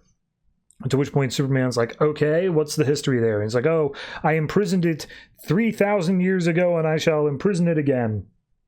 And he basically turns to Superman and is just like, oh, well, will you help me? And the Superman's like, well, why is this monster showing up now? Why is it in this city? And Alpha Centurion just blames Doomed and is like, ask that one. And Doom's like, I had nothing to do with this. I don't know what you're talking about. But regardless, we see that it's about to punch the three of them. Doom's like, oh no, Superman's not as strong as he was before. I have to jump in. And he does jump in to try to block the punch, and it just does absolutely nothing. So we then see Superman logic out, wait a minute, you called this thing the Herd Mother. Does that mean there are like herd babies? Is this something that like we're gonna have to worry about? And Centurion's like, yes, absolutely. And then from its fingers, we see it's able to like generate out smaller duplicates of itself to fight at an infinite level. It can do it as much as it wants. So Centurion and Superman are fighting against the little, as he calls them, monstlings, which Doom thinks is a stupid name. I'm gonna keep saying Doomed, just because, like, you know, that's the name of the book, obviously the name of the character. It's Riser. He never calls himself Doomed in the context of a noun, more as an adjective, but, like, who cares? So Superman and Centurion are going in on the fight and like going hard on it, and Centurion's giving a little bit of backstory, saying like, "Oh, these are the natural enemies of the Pantheon of Grace, and we took them out all these centuries ago, and there's been less monsters to fight since then." And Centurion like punches one of them, it hits Superman in the back, and the Superman turns around and like eyes down Riser as if it's his fault, and he's like, "Oh, I don't know, it wasn't me." And then Riser's like, "Wait a minute, why am I not joining in on the fight? I should help as well." But he says how even now part of him is concerned about cutting loose. He's still afraid of that, but now's not the time to do that, so he jumps in anyway and he starts fighting against these monstlings. Superman and Alpha Centurion say like, okay, we need to coordinate our efforts to take this thing out. Let's go. And they're like, Riser's just like, what about me? What am I supposed to do? And they just don't even listen to him. So they jump in, they land a seriously massive hit on the herd mother, and Doom's like, oh man, these guys are good, that's for sure. However, as it's down, it manages to get back up, this time holding like an entire battleship over its head. And it's like, okay, well, this is going to hurt. We cut halfway across town. There's a massive explosion. People start running, and we see Riser's aunt, the one with the stupid little dog named Wee Wee, is there. She starts running, and then Wee Wee gets off her leash and starts running towards the explosion, to which point the aunt is like, I know, but my dog, I can't run away. So we cut back over to Riser, who is waking up unconscious. He's underwater. And when he wakes up, he sees Superman is trapped underneath a bunch of wreckage down there, and he can't get it off him. So Riser swims down. He's like, oh, I don't know how much area is left. And Superman's like waving away, like, get out of here, save yourself. And Riser's like, no, it's now or never. And Superman gets knocked out cold. And Riser's like, you know what? I got this. I can make a difference. And he ends up lifting the entire battleship up out of the harbor into the air and does like a launching attack against the herd mother. And he's like, oh, you picked a bad day to attack because today is Doomsday. So he beats up the Doom mother, or the herd mother, so badly that it turns out it decapitates it, and that's the key to defeating it. It's unable to function, and it also kills off all the tiny ones. Superman washes up on shore. He ends up coughing up, so he's fine, no problems there. But then before anything else can happen, Alpha Centurion pops up being like, thank you for helping me in the fight, monster thing, but you are still a monster thing, so therefore you must die. And he's like, fine, whatever, just do it. And then he hears a thunk noise, and he looks up, and Superman's knocked out Alpha Centurion, and he's like, okay, don't move. Star Labs is going to be here soon. Don't make me do something we'll both regret. And immediately Riser's like, oh God, I gotta get out of here. I can't let them do like experiments on me. And he collapsed to the ground, and he forces himself to finally speak English. And he says how he's tired of running, tired of hiding. And Superman's like, did you just talk? And he's like, yeah. And Superman's like, I mean, that's amazing. Good on you. But regardless, like, you are still a danger to yourself and the world. And he's in his Doom form, but as he starts walking over towards Superman, he starts transforming back. And he basically makes the point of like, in current continuity, Superman, a lot of people see you as a threat. They see you as this alien that came in, and like you have all this power to you, and like half the world hates you because of it and half the world applauds you, but you made the choice of what kind of person you were with those powers. Don't I deserve that same choice? Don't I deserve the ability, instead of being told that I'm a threat and I'm not allowed to like exercise that, don't I at least get to try to be a hero? And we see Wee Wee comes up and immediately launches onto Riser. And he's just like, Wee Wee, what are you doing out here? That's crazy. And Superman's like, okay, here's something to cover yourself up with because you're super naked right now. I'm going to take care of Alpha Centurion. You get out of here. You bring up some points. I'm literally only giving you half of a chance. If you mess up at all, I will be on you like white on rice. I swear to God. But for now, like, if you're going to do this, then I'm at least willing to give it a chance. And he's like, yeah, no, absolutely. Sounds good. So Superman jumps off, wishes him good luck, and Riser looks down at Wee Wee and says like, all right, do you want to take the local home or the express? And then we see he's transformed back into his doomed form, and he's jumping across the city with Wee Wee on his shoulders, saying like, oh, well, right now, right this minute, I feel a lot more hopeful and a lot less doomed. You can read about the continuing adventures of Doomed and Alpha Centurion over in Teen Titans, but I wouldn't suggest it because that book sucks. Nothing feels resolved. I get it's 6 issues. I get there's only like so much you can do, and I even appreciate like seeding some things early on with the idea that you can resolve it elsewhere, but like nothing was resolved. We got the end of the Riser thing where it's like, okay, he's finally taking charge of his powers here, saying it less as a curse and more of something that he can do something with. That's just your standard first arc story. That's in like every single superhero book. That's you don't get points for that. That's the bare minimum. Everything else that he set up, his Star Labs associate who was like covering for him, the other girl who knows about his secret, the fact that his roommate is Alpha Centurion. None of this is resolved in any way at all. It's not dealt with. It's not even talked about at the end of this. So no, the series overall I don't think succeeds as a series. And on top of that, it's just kind of like nothing for like 3 issues in the middle there. It's literally just, oh no, I was infected. An issue of him causing the first chaos, and then like filler until we hit the end here where it's like, and now we team up with Superman. So no, I think the art in this book is fine. I think there are aspects of this book that work, but for the most part, it's just kind of a filler book. I got nothing out of this, and it doesn't feel like these characters have any staying power either. I'm happy they try new things, but like this is like a Telos book. Why would you make a Telos book? So yeah, I'm going to say this one is individually 6.5.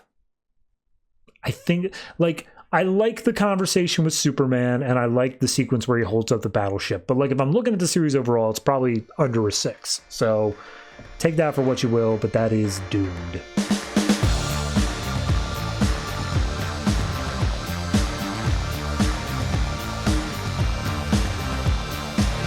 Bizarro number 6, written by Heath Corson, art by Gustavo, Duarte, and a little bit of Tim Sale in there. So last issue, we had Bizarro found out about Jimmy Olsen's plan to do a coffee table book and abandoned him in the middle of the Nevada desert. We open up with that where Olsen's on his phone just kind of recapping everything that happened to the audience, saying like, here's the whole miniseries and everything else, as he's also recapping his last will and testament of like, I leave my entire record collection to Clark Kent, and my shot glasses to Lois Lane, and all of my bow ties to Bizarro, and also, I'm sorry, Bizarro. So we see as he's finally about to give up and just die out in the Nevada desert, all of a sudden this buggy comes in, and it's Queen Tut and King Tut from like issue 2. And Queen Tut pops out. King Tut's still acting like a chicken. And she says, hey, Olsen, you're our key to destroying Bizarro. And she's like, okay. So we cut back over to Metropolis where Bizarro has re-arrived. He shows up on a subway and immediately he gets like graffitied in the face. And he's like, all right, well, fine. And he sits on the edge of the Daily Planet globe as Superman shows up. And this is where we get the Tim Sale art, which really stands out as Tim Sale art, not the like Gustavo Duarte stuff. So he comes in and he's like, hey, we haven't actually met. I'm Superman. And Bizarro's like, ooh, Bizarro, even that's me. And they look down and compare outfits, and Bizarro's wearing shorts. Superman, of course, this version, New 52, is not. And he's like, where do you keep your wallet? And Superman's like, that's a good question. So Superman offers to take Bizarro out on patrol with him. Bizarro's just kind of flying around, not looking where he's going, and he almost knocks over a tower. They do the bit where, like, look up in the sky, it's a bird, it's a plane, but instead they say, look, it's a bird, and another klutzier bird, or it's a plane, and another plane, where the pilot has a death wish. So Superman, or Bizarro, saves the tower from knocking over, but he accidentally uses it to hit Superman like through a billboard, and so Superman takes him back to Daily Planet and says, okay, just sit there, don't sit on your hands. And he asks Bizarro, like, I thought you were going up to Canada with Jimmy. And he's like, oh, Jimmy was just pretending to like me, he's a terrible friend, he was just making a coffee table book. And Superman's like, Jimmy, you idiot. So we cut over to Seattle on the Space Needle, and Jimmy's explaining the same thing to Queen Tut, and is like, yeah, no, we had a fight, he's not coming, he's not going to come to save me. And she's like, well, you know, he better at that point. This is entirely the whole point of having you here. So she uses the Space Needle as an antenna for her mind control powers, which again was all in issue 2. And she tells all of Seattle, hey, summon the monster for me, call Bizarro.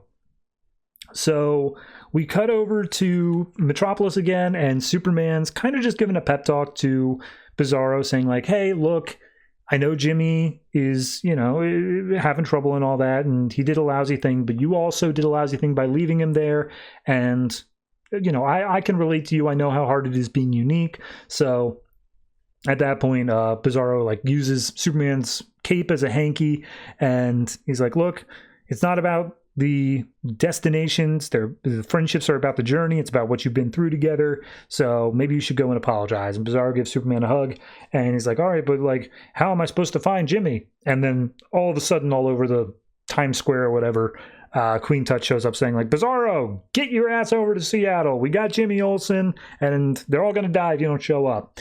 And Superman's like, hey, parasites attacking downtown. Do you have the Seattle thing covered? And Bizarro's like, are you sure you want to leave that to me? And he's like, yeah, you got it. I'm sure you'll be fine. And Bizarro flies off, and the Superman's like, Seattle's that way. And he's like, I do that. So we then cut into space and find out that Cullen, the Chupacabra, which of course is an alien, he's kind of a little bit mopey. And then they pick up the message from Queen Tut, and Cullen convinces all the aliens, power of friendship, we got to turn back around. And they're like, all right, cool, let's go. And they reveal that he was once the Green Lantern for their sector as well. So interesting.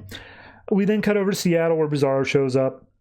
And Queen Tut's like, haha, you're here, you ruined my life. I was forced to take on this Queen Tut thing when all I wanted to be was an artisanal chocolatier, and you mind controlled my dad into being a chicken. And Bizarro's like, oh, I forgot I had that power. Okay, unmind control your dad. And the dad's like, oh, hey, you're wearing the family uniform. That's great. And Queen Tut's like, nope, not good enough. So she blasts Bizarro with her scepter. Bizarro starts fighting through it, and as he's about to attack Queen and King Tut, they make a force field around them that is impenetrable.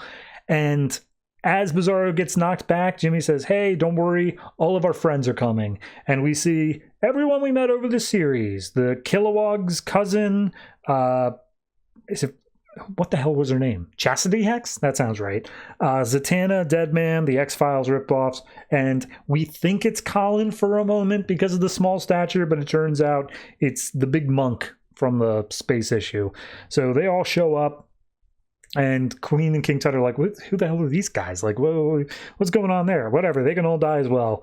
I mean, they're not doing anything. To be clear, Queen and King Tut just have a force field up, but I guess somehow it'll kill them. And they're all bashing on the shield, doing whatever they can. And then we see Cullen has finally shown up. And he deactivates the mind control scepter, because I think it was his. I might be wrong on that. And everyone in the town's like, oh, hey, what are we doing here? Let's leave. So now that the scepter's down, that was also what was making the force field. And Bizarro says, oh, we call ourselves Bizarro League. And Jimmy Olsen's like, nope, we're not doing that. So we then see Queen Tut's like, okay, we give up. We're done. I'm going to go ahead and make chocolate. My dad's going to go back to sales. And the dad's like, I completely respect your decision. I hope that you can make chocolates for our company one day. And Bizarro says, oh, here, I'm selling your car. This should be enough. And he just hands over a thing full of diamonds. And they're just like, Jesus Christ. Okay, yeah, no, that's fine. Awesome. So Jimmy gives the mind control thing to the X-Files people, saying, here, tell them it's alien tech. It'll never work again, but at least it'll be a promotion for you. Chastity says, hey, give us a call if you ever need us. Zatanna and Deadman take Queen and King Tut back to their hometown. And all that leaves is Bizarro, Cullen, and Jimmy. And Cullen basically tells the alien ship, hey, go, I'm staying here, to which Bizarro's super happy. And then Jimmy apologizes, saying, hey, I'm sorry. And Bizarro immediately forgives him, says like, awesome, cool. And he brings down and shows the car that Queen Tut came in on. And Jimmy's like, wait a minute, how did you buy this? What money do you have? And we see Bizarro's able to just chew on coal and turn it into a diamond, to which Jimmy says, I'm sorry, you were able to do that the entire time during all of our adventures? And Bizarro just shrugs, and they start laughing together. So Jimmy says, all right, well, how about for that book thing I have? I still have the deal going. So how about the three of us tell our story together? And they imagine it, and we see some of the pictures they took as they get up to the Canadian border. And as they finally get there, Jimmy is approached by the guard, and he sees the passport, and he blows a little whistle. A bunch of Mounties show up, and he's like, oh, I'm real sorry about that, but we were told to turn you around because there's no way we were ever going to let you in. And Jimmy's like, are you kidding me? He's like, no, not at all. Here's some Timmy Hortons, though. So, yeah, Apparently they just aren't allowed into Canada. And then we get a little time skip box that says 3,000 miles and a whole other mini series later, to which point the editor says, yeah, let's see how this one does first. We see that they arrive back in Metropolis. There's some Bizarro go home graffiti on the wall, and Jimmy's like, oh, I'm sorry about that, buddy. And he's like, why? I follow directions. I am home to Metropolis, which is home. So at that point, Bizarro reveals that he got a job at the Daily Planet thanks to Clark Kent, and now they're going to be working together all the time. The end. This issue wasn't anything fantastic, but the series as a whole was fun. I had a good time top to bottom with this. I think the only thing that's holding it back is the Bizarro speak, because if you can't get past that, then the book is not worth it. It just isn't, because it's every issue. You just got to deal with it. So yeah, I mean, other than that, the art style's great. I like the humor of it. It's got some good moments, some actual, like, I wouldn't say touching, but at the very least, it feels earnest in the way it's doing things. So for this issue, it is just kind of a little capper saying, well, we did it. Hope you enjoyed, and moving on. So I'm going to say this one is probably just scraping up to a 7. I think it's good. I think there's a lot to it, but the series overall, probably like a 7.5, I'd say at the very least. So definitely check it out if you haven't already. It's a fun little issue by issue to pick up.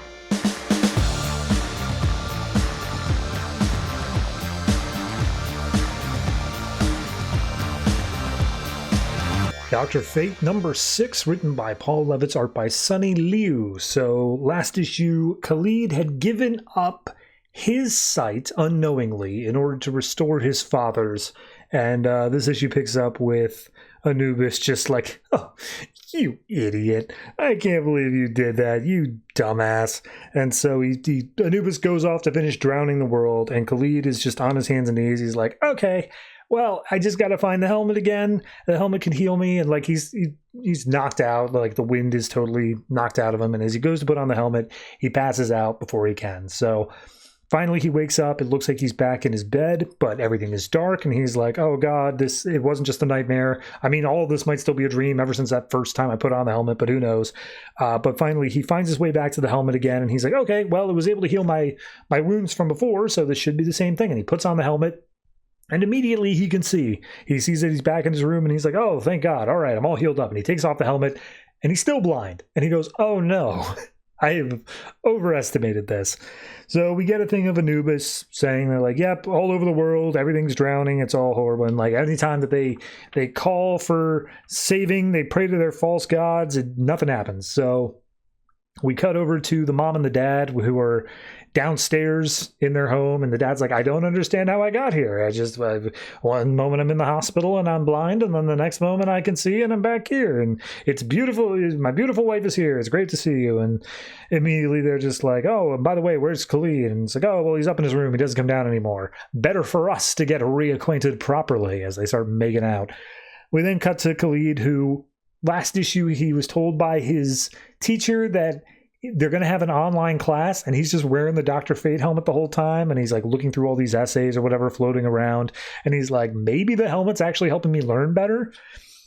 And he gets a message from Aquila, which, by the way, I had to look up. I had to go back through the past like 4 or 5 issues just to find the name Aquila, because it is said, I swear to God, one time over this entire trade paperback. But Aquila pops up and it's like, oh, they're blocking the assembly in Cairo because of the floods. This is outrageous. We have to protest. And he's like, no one's going to join your protest in this pouring down rain. Like, all the subways are shut down. He's like, oh, well, we could walk. It's like, stop. I'm not going with you. And then Shai attacks and is like, hey, I don't understand this essay. Can you Skype me? And he's like, check out this page in this book. It should walk you through everything you need. I can't really Skype right now. And she's like, oh, I'll make it worth your while. Wink, wink, wink. And he's like, I can't. My mom's here. And she's like, oh, all right, whatever.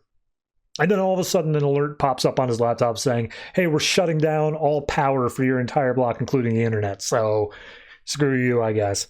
So we cut over to the power plant where Anubis is going nuts. He's just like, oh, your smokestacks mean nothing, mortals. This is not power, I'm power. And then we see the itty bitty little Bastet cat is stepping forward, just being like, hey, man, this isn't going to work out for you. And he's like, shut up, get out of here. You're just, all of your worshippers just pet little cats in their laps. Like, they don't actually care anymore about you as a god. They just like their pets. And she's like, well, perhaps not. Let's find out. So we see Bastet goes to Khalid as he's still like worrying about what's going on. And Bastet's like, all right, time's up. You got to go deal with this now. And teleports him back over to the power plant and is like, all right, either you stop this or all of time itself will end. You got to choose. And then half a power plant falls on Khalid. He uses his powers to blast out of it. And he's so pissed off. He goes up to Anubis. He's like, why are you doing this? You are killing innocent people. You're destroying their lives. What is up, man? And it's like, oh, this is all part of the stuff. This is part of the Ma'at being restored to its proper balance. Like, do you not have any part of the Pharaoh's blood in you that can even understand that anymore? And so he zaps Dr. Fate down and like pushes him down into the power plant. Fate looks around and he's like, oh, I used electricity from cables before.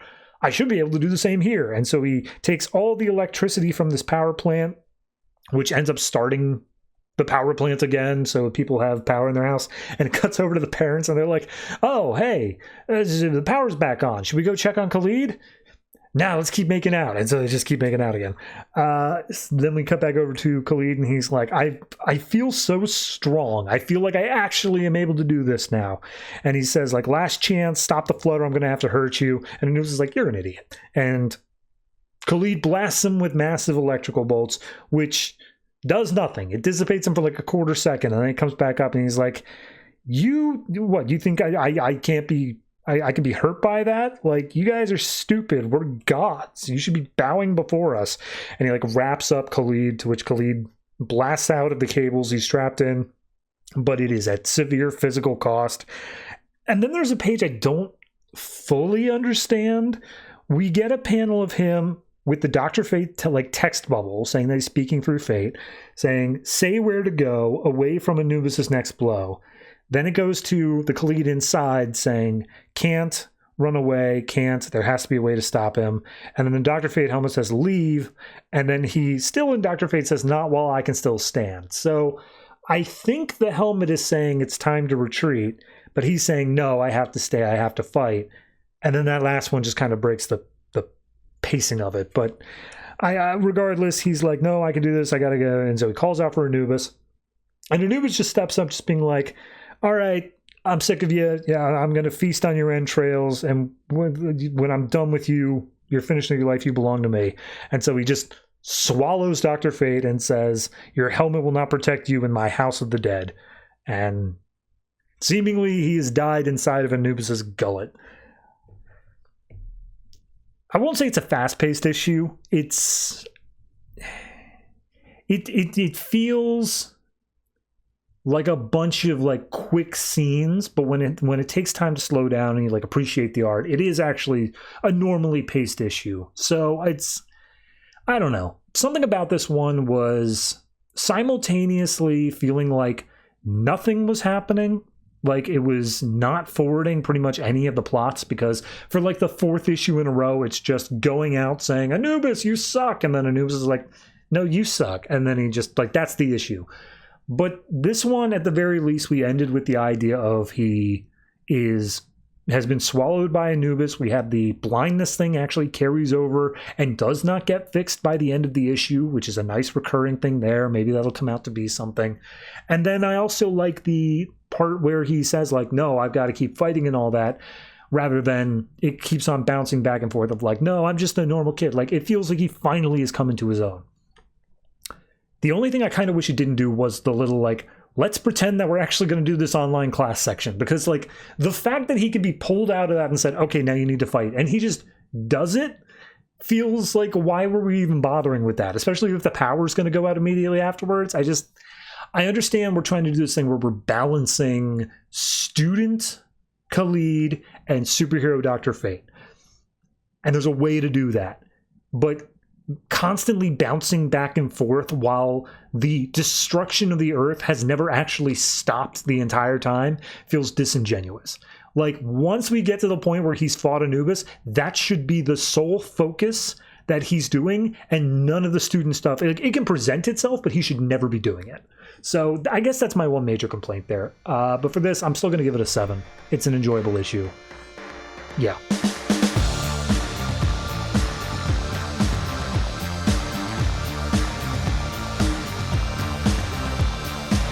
Harley Quinn number 22, written by Amanda Connor and Jimmy Palmiotti, art by Chad Hardin. So last issue, we finished up with all the LA stuff, or at least I thought so. This issue picks up with still just a little bit more, where Harley is running around using Deadshot's credit card, and apparently she's just run up a massive bill, and then she hops in a cab and says, all right, I'm done with LA, take me back to New York. We then cut back over to Brooklyn, where Tony is asking everybody around the place, hey, Harley's coming back. She's going to be at the airport. Who's going to go pick her up? Everyone's got reasons why they can't, except for Goat Boy. I don't even know if he has another name. And he's like, yeah, I'll go do it. And Tony passes over the keys, being like, you don't eat these, okay? And he's like, I would never do that again. So he heads off. And then we get, I guess, the new villain here. So some random super rich mansion looking place. We get a guy being awoken by his maid. He's got like a rhino head over his bed. Obviously he's super wealthy. And as she's trying to give him breakfast, he's like, oh, I woke up late. I got to go take care of this. No calls until I'm done. So he goes down to his basement, which has a super lab in it. And he's running all these medical tests. We see that he's got some sort of a cyborg robot thing being built, saying that, oh, it's finally all complete. And after everything that happened, everything you went through, I hope you won't be mad at me for spending most of your fortune in bringing you back. After all, you were murdered by Cyborgman and Harley Quinn. And then he presses a button, it all goes foop. And wouldn't you know it, the weird Russian lady from like 20 issues ago has been brought back by her grandson as a cyborg. That's the plot. We're taking it. And she immediately is like, oh, kill Cyborgman and Harley. So we go to Kennedy Airport, and we find out there's a blind guy who was keeping Harley company on the plane. They were talking the whole time. She's, happy to have someone to talk to. His son comes up and is his ride home. And they just say like, oh yeah, hey, you're great. Do you want to ride back? And Harley's like, nah, don't worry about it. I got a ride coming. And we see Goat Boy has been tied up into some random cleaning closet place. So another guy comes up holding a sign up for capitalist swine Quinn. And Harley's like, oh, yep, that's me. You sure are a big guy. And he's like, yeah. And so they hop in a limousine. Harley's like, oh man, this is great. I didn't realize we were shelling out here so much. And she keeps on making small talk the whole time until eventually he says, hey, we're going to stop and pick up some of my friends. And then all of a sudden, a bunch of women bust out wearing, I'm going to say military uniforms, but they look like air hostess uniforms. And they start shooting up the side of the limo. For whatever reason, it doesn't hit Harley, but instead kills the driver. She reaches into the driver's pants and pulls out a gun and shoots one of the girls in the head, which causes her gun to crazy spray everywhere and kill like 2 or 3 more. They open fire again. One has a rocket launcher that blows up the car, which causes Harley to have to take cover in an office room nearby. The gun only had 1 bullet for whatever reason, so she MacGyvers a crossbow out of rubber bands and pencils. And it manages to shoot one of them in the eye that was holding the rocket launcher that then causes the whole place to explode. And as she is impaled with some rebar, Harley comes up and says like, hey, I'll get you an ambulance if you tell me who sent you. And it's like, oh, I sent to kill you. And she says in a Russian accent, to which Harley's like, oh, there was a Russian lady that we killed. I mean, not intentionally. It was totally an accident, but that happened way long ago. That couldn't possibly be the same thing here, right? And she's like, yeah, it's the same thing. And she's like, what? That's insane. Crazy. So she's like, all right, well, you did tell me. I guess I'll call an ambulance. But then the lady dies anyway. So how many people remember Mason? Mason was Harley's kind of boyfriend that was sent to jail. He's got on the phone. He's talking to his mom, who is a tenant at Harley's house, and is basically beat to hell and is saying, they're trying to kill me. I must have a hit out on me. I'm not safe here, and the guards are in on it. They keep putting me back in Gen Pop. I'm not going to make it here much longer. You got to get me out of here. And we see a couple people attack him literally while he's on the phone. And he starts fighting back a bit. He managed to do something, but one of the cops pulls out a taser, and they all take him down. And the mom's screaming through the phone the whole time until a cop finally picks it up and is just like, who is this? And like, well, what do you do to my son? And he's like, your son's already dead. Click. So then we see Harley somehow made it home, and she's like, oh man, what a beautiful day. I got to tell Cyborgman about that plot against his life, but first I want pancakes. And she walks out to the window and says, I want pancakes, everybody. To which a construction crew outside says, shut up. And she then pulls out a sniper rifle, starts taking aim at them. And then all of these parakeets that were released in a much earlier issue come back and they land on her sniper rifle. And she's like, oh, is this a sign that I shouldn't do it?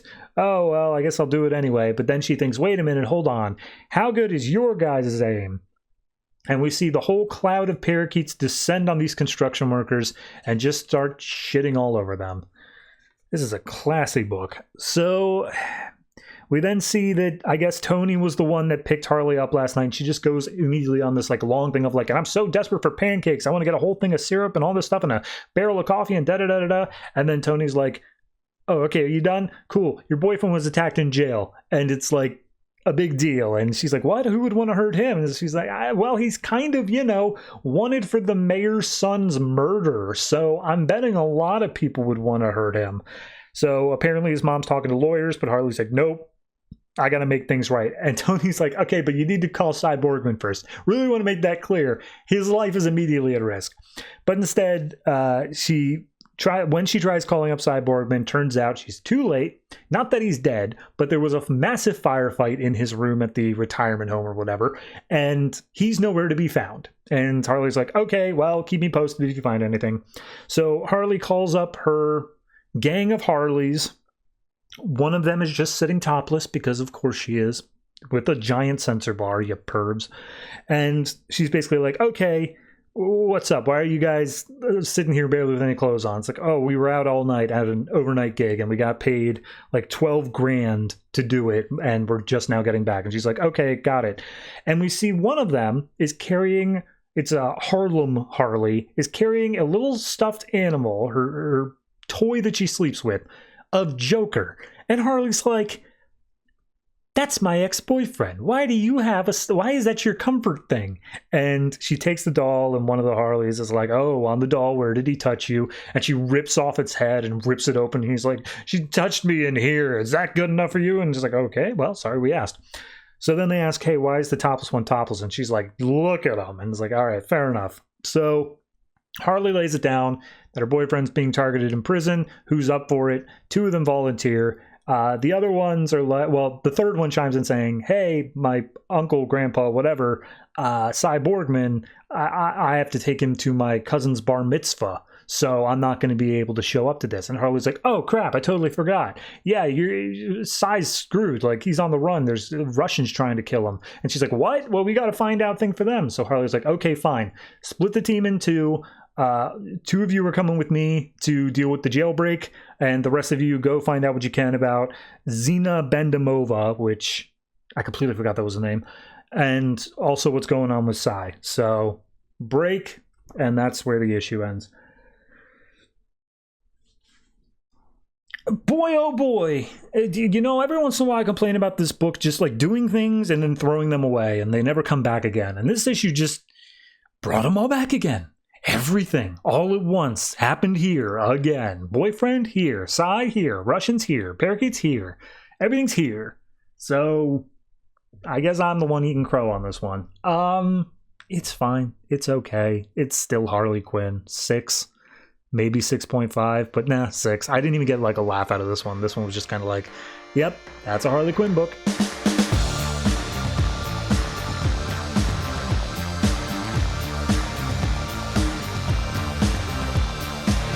Telos, number 2, written by Jeff King, art by Carlo Pagulian and Igor Vitorino. So last issue was basically just the breakdown of Brainiac has hired Telos to do a heist to get Brainiac's memory banks back out of Kolu, and he needs to break into a prison to do that. So we open up this one where Telos is coming down onto the planet Kolu, and he's immediately met by armed guards and security. They're saying, "Oh, identify yourself." And Telos is like, "I mean you no harm." And it's like, "Oh, surrender or be fired upon." And as this is happening, we get flashbacks to his previous life before he was Telos, because his memories were restored, I guess. But just to clear up this real quick, he basically is like, "Hey, look, I'm surrendering. I'll go quietly." And then someone like tries to tase him, and he immediately turns around and is like, "If you touch me again, I will murder you." And they're like, "Fair enough. Please move along into the prison." So we then get the flashbacks, and he's like, "Yes, my wife, I wonder if you would even recognize me now compared to back when you called me Arak, the son of thunder." And it's warlord stuff. For anyone who's unfamiliar, there's a universe in DC, a dimension that's, I can't even remember the name of it. It's like Arrakis or something. I know that's a Dune one, but it's close to that. And this guy's name is Arak, who was in the warlord universe, and he fought this giant monster thing. He's like, "Oh, I never knew surrender, and that's how you would remember me, wife."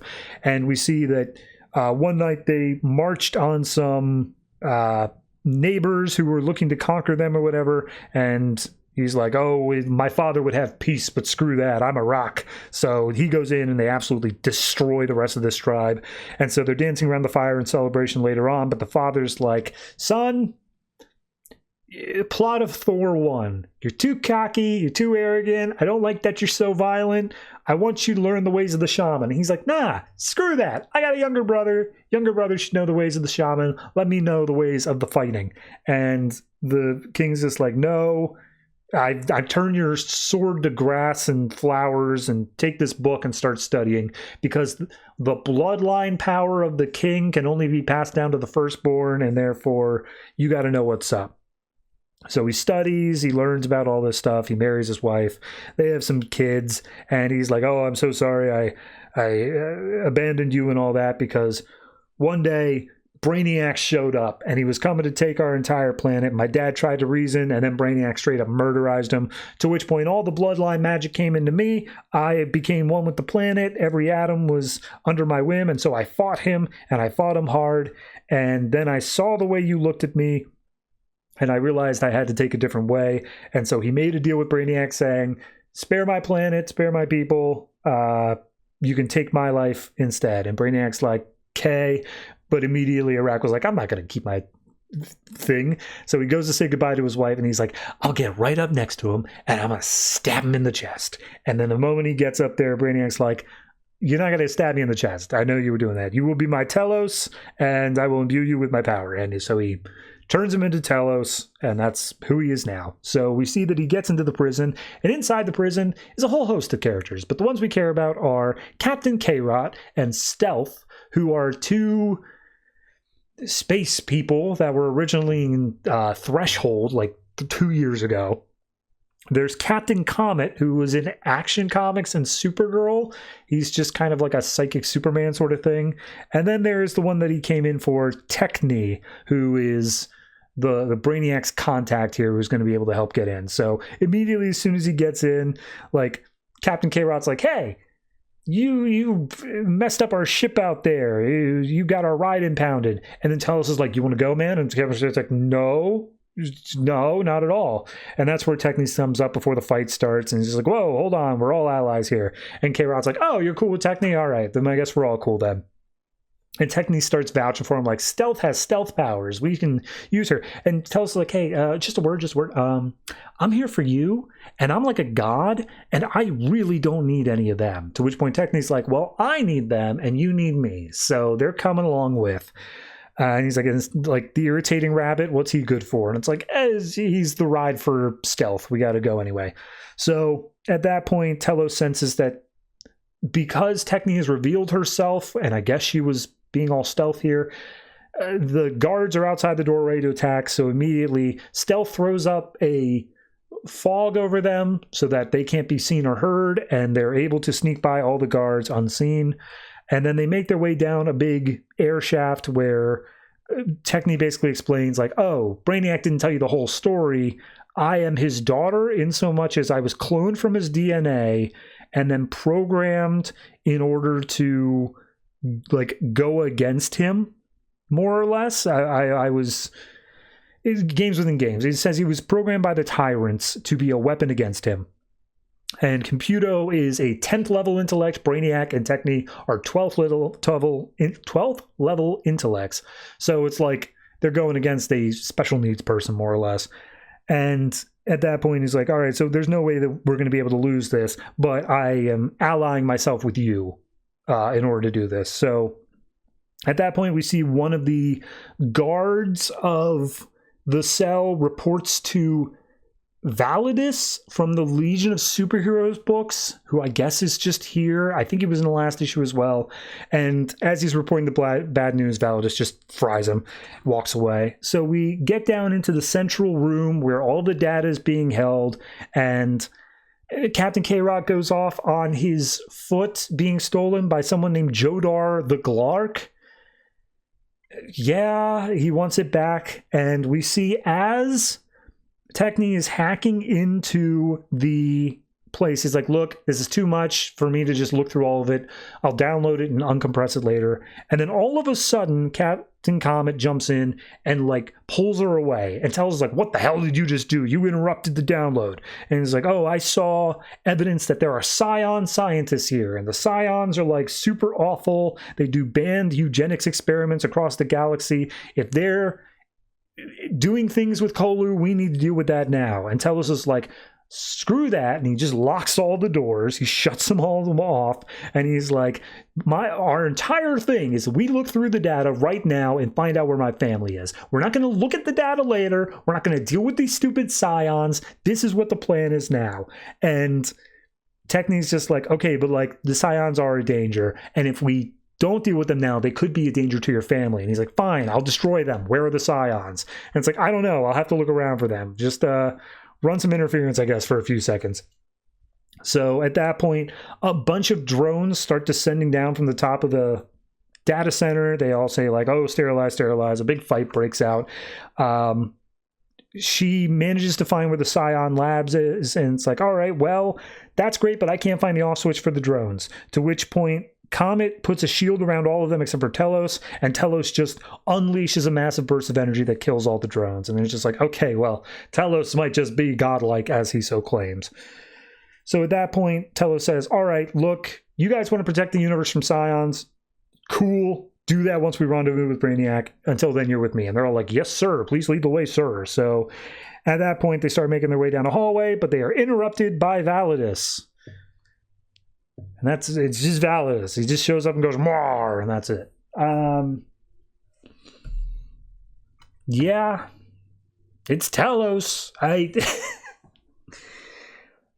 Look, even when I was reading Threshold, where K-Rot and Stealth made their first appearances, I was like, boy, these characters aren't great. They're just a little bit annoying. And that was with someone who was like, explicitly writing them for comedy purposes was taking hold of them. So now we get Jeff King, who's just like, oh, I'm going to adapt these characters because I'm in space, and let's take some of these spacefaring characters. And that's fine. That's a fine idea. I'm okay with it. But like, there's no anything to latch onto here from any of the characters. Like, I don't... Am I supposed to be endeared even when Telos gives his backstory of saying, like, I was a Rak, I was the son of thunder or whatever? Like, his entire backstory is, I was murderous and violent, and then I got a family, but I was still murderous and violent even up to then. And it's like, okay. And, like, where am I supposed to start liking this guy? So, okay, yeah, Telos. We didn't even get to see Computo this issue. Validus is I hate him as a villain, mainly just because, like, it feels like using the Suicide Squad as a villain. In that, yeah, it's a big thing you can beat up that theoretically, like, should be a threat, but ultimately never has been. So maybe that's just not enough Legion in my diet, but I'm perfectly happy with the amount of Legion I've got.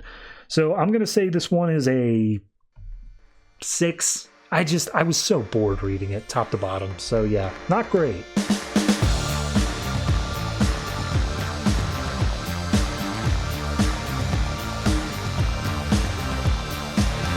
Batman and Robin Eternal number 7, written by Snyder, Tynion, and Valentine, art by Alvaro Martinez. So we open up this issue with a man running through the streets of Prague. He's freaking out because he's like, oh, no, it's Batman, he's after me. But wait, I Dr. Crane, this is all just his poison, it's fear toxin, it's definitely not Batman. And then Batman's like, yeah, okay, bud. And then he just straight up attacks the guy. So it turns out that this guy works for Scarecrow. And Batman and Robin are both like, why would he dose his own guys? And Batman's like, as long as he's terrified out of his mind, he can't share secrets. It's actually pretty smart. Anyway, we gotta go. Let's head over to the newly instituted Prague Batcave. And we then cut to present day where Dick, Harper, and Cassandra are all standing in that Batcave nowadays, which is just like wall-to-wall covered in skulls. I think it's supposed to be like a catacombs or something, but Jesus. So he's looking, he's like, look, we can't find any trace of Orphan, but he's definitely somewhere in the area. We got to pay attention to Mother's list. The next person is the prima ballerina named, Sarangarel Jaler. And they're just like, okay, fair enough. So what are we going to do here? And Harper tries to push back a little bit. She's like, I don't know, maybe we should be focusing on something else. Like, why don't we skip the ballerina? And he's like, no, we don't know what the order here is. We could be doing anything. We gotta do what we can. And she kind of goes after Dick for what he did to Tim. Just like, yeah, I'm sure Red Robin really appreciates your way of doing things. But Dick opens up the, I guess, costume changing station, shows off 2 tuxedos and says, all right, you guys are going to go to the ballet. You're going to keep an eye on her front row. I'll find a way to get you in there. Harper puts on the tux, but it's not Cassandra's style. Harper, however, is absolutely loving it. Just like, oh, I look so much better in this than you ever could. And then they say, all right, we'll steal a dress for Cassandra so she'll blend in. And Dick's like, okay, I didn't need to hear that, but sure, whatever, go for it. So then we cut to Jason and Tim. And their storyline in this is Tim picked up some signals in Gomorrah, and he thinks it has something to do with whatever's going on with Orphan and all that. So Jason's kind of just taunting him, just like, hey, man, I heard you punched Grayson. What did he say? Like, what did he manage to say to get you to like get that pissed off? Because that's incredible. And Tim's just giving him nothing.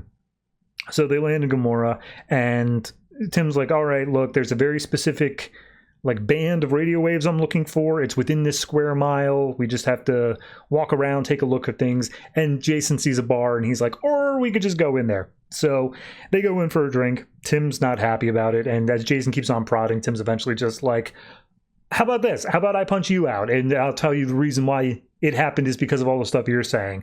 And Jason's like, hey, you think I don't get it? You think I don't get the Robin that nobody trusts thing, right? Yeah, I get it. And Tim's like, I'm sorry. And he's like, no, whatever. We're in a bar. Who cares? So they talk for a little bit, and Tim basically just says, like, look, I've always been trained to see things a certain way. Dick is seeing things a different way, and I'm not sure how much we can trust him in all this as well. And that's when Jason looks across the bar, notices a couple of guys who are definitely doing some black market stuff, and it's like, well, there's our first step. Ask them whatever we want. So they get into costume and start throwing punches. We then go back to Prague several years ago, where Bruce Wayne is schloozing it up with a guy named Hamilton. And Hamilton knows about Mother. And Bruce is like, so how do I meet her? How's it going on? And Hamilton's like, you got to stop. Like, this isn't how it works. If you want to find Mother, Mother finds you. That's how it all works there. And Bruce is like, I'm unimpressed. I thought you could do better than that, Hamilton. I'm out. So he starts to walk away. And Hamilton's like, wait, hold on. She likes beautiful things. Maybe, go to the ballet, see if you can attract her attention, but you need to prove to her that you need this. And he's like, oh, I've never needed anything else more. So we cut back to Prague. We see Cassandra's got herself a dress. Her and Harper go in through the front door, and meanwhile, Grayson's up on rooftops trying to track down the signal from Orphan, which is still very spotty. We go backstage and see the prima ballerina is being coached by like her, I'm just going to call her coach. And the coach is like all upset and all in the house is just like, oh, you were always the greatest. I hope you know that, blah, blah, blah. And the ballerina's just like, okay, all right, well, I got to go out there and do my thing. So she goes out, and then the coach looks down at her phone and says, please, Mother, not yet. So then we get the play, which is just a 2-page spread, but they frame it very specifically of Cassandra is like overwhelmed by it. And Harper's like, hey, are you understanding the story here? And then she just sees how much like joy and wonder is on Cassandra's face, and she's like, oh, of course you do. Of course you understand this. This is exactly right up your alley. It's pure body language. So we see that, I guess we're at intermission or whatever. Harper's calling in saying, hey, we don't see anything. Like, we don't know what's up. You got anything on your end? And Harper's just kind of making fun, saying like, this is the most boring thing I've ever had to sit through.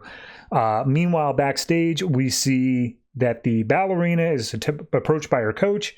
Coach has the phone and says, hey, usually I say no phones during the show, but you got to take this. And the moment she picks up the phone, she says, oh, who is it? Oh, hello, mother. So ballerina's in on it. We cut over to Grayson, who finally manages to get his little tracker device working. He sees finally where Orphan's located. He's like, awesome. I'm moving in. I hope you read me. We're going. I'm going to take care of this. So meanwhile, they're watching the show, and all of a sudden, the main ballerina looks down at Cassandra and just like furrows her brow a little bit. And Cassandra immediately locks in and is just like, mother. Okay, mother's here. So she gets up. She's ready to go. We see Grayson has managed to track it actually right back to the ballet. He's right on top of it, and as he's looking around the backstage area where there's all these like silk design curtains, he finds the tracker attached to one of them, and he's like, oh god, it's a trap, get out of there now. But there's some radio interference. Harper's not able to pick up the message as we see the ballerina pulls out some spikes from her hairpiece, and everyone else on stage leaps out to attack Harper and Cassandra. And then backstage, as Grayson's finally trying to tell them, hey, it's a trap, here's a voice behind him say, hello, Dick. So nice to see you again. And it turns out it's Mother. Or at least who we are currently led to believe is Mother. I guess I don't have any confirmation for that right now. It's good. I think the 2-page spread with the ballet really killed it. I really like that sequence. It does a lot to characterize Cassandra. My biggest problem is it's starting to go down the same path that all the weeklies did, where we start splintering into smaller and smaller storylines. Now, right now, it's just Tim and Jason on one side, and then Dick and the rest of the gang over on the other. But when you work into the stuff that happened in the past, when you work into the stuff that like Dick is off doing one thing while Harper and them are doing another, it's splintering a bit too much. And I'm not saying that we can't have multiple storylines running, but I just don't want to lose track of them. And I'm very worried that something's going to fall through the cracks, because that's what happened on every other weekly series they did. So I'm hesitant, but I still think this one's good. I'm going to say 7.5, and I hope that we can learn from past mistakes and get to something decent here.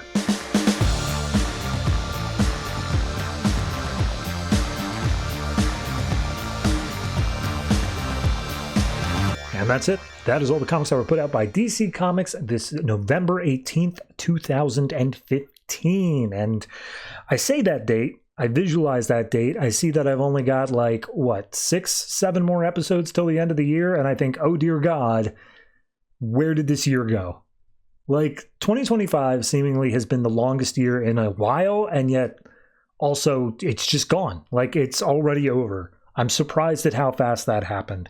It's still April in my mind. But regardless, everyone says that. It happens every year. I don't know why I'm pretending like it's anything here. It's because I want to make small talk. It's because I want to talk to you. How's it going? How's your job? You take care of that thing on your back? Good. Glad to hear about it. Anyway, let me tell you about comics coming out next week. Next week, not a huge amount. Bigger than average, but not too bad. 15 comics coming out, and in alphabetical order, we have Aquaman, Deathstroke, The Flash, Grayson, Justice League 3001, Justice League of America, Omega Men, Robin Son of Batman, Sinestro, Superman, Superman/Wonder Woman, Superman Lois and Clark, We Are Robin, Wonder Woman, and the Batman and Robin Eternal rounding out as our weekly. That is a lot of Superman. I thought the Justice League back-to-back thing was oh, that's cute. They released 2 Justice League books on the same week. And then I hit Superman. Christ, it's a super sort of week. Anyway, we'll see what happens when we get there. But don't really have anything else to add on to the end of this one. Hopefully it wasn't too much of a boring week for you. I appreciate every view that comes through, every time somebody listens to it. Cruising down in your car, passing the time, listening to some absolute stranger say, oh, yeah, I guess I don't like Telos. We're such kindred spirits. Anyway, if you have anything that you would like to say about any of the comics I talked about this week, last week, any week at all, including, yeah, I guess I don't like Telos, you can go ahead and put those in the comment section down beneath the YouTube video if that is how you're watching. But if you're listening to the audio version, I got other places. I got a subreddit, a Discord, a Patreon. Links to those are probably around somewhere. Not that hard to find. Go ahead and leave those there, and I will definitely, totally, absolutely not put those in spam. But that's going to do it for me. Thank you very much for watching, listening, however you consume this podcast. Be sure to interact positively with like a sideways thumb or like 2.5 stars. Please don't do 2.5 stars. I said sideways thumb because it didn't exist. And then in my head, I was like 2.5 stars for some reason doesn't exist either. But then I realized it did. 5 stars, 6 stars, in fact. That's how much I demand out of my audience. But thank you again. And always try to remember, if it ain't broke, don't fix it.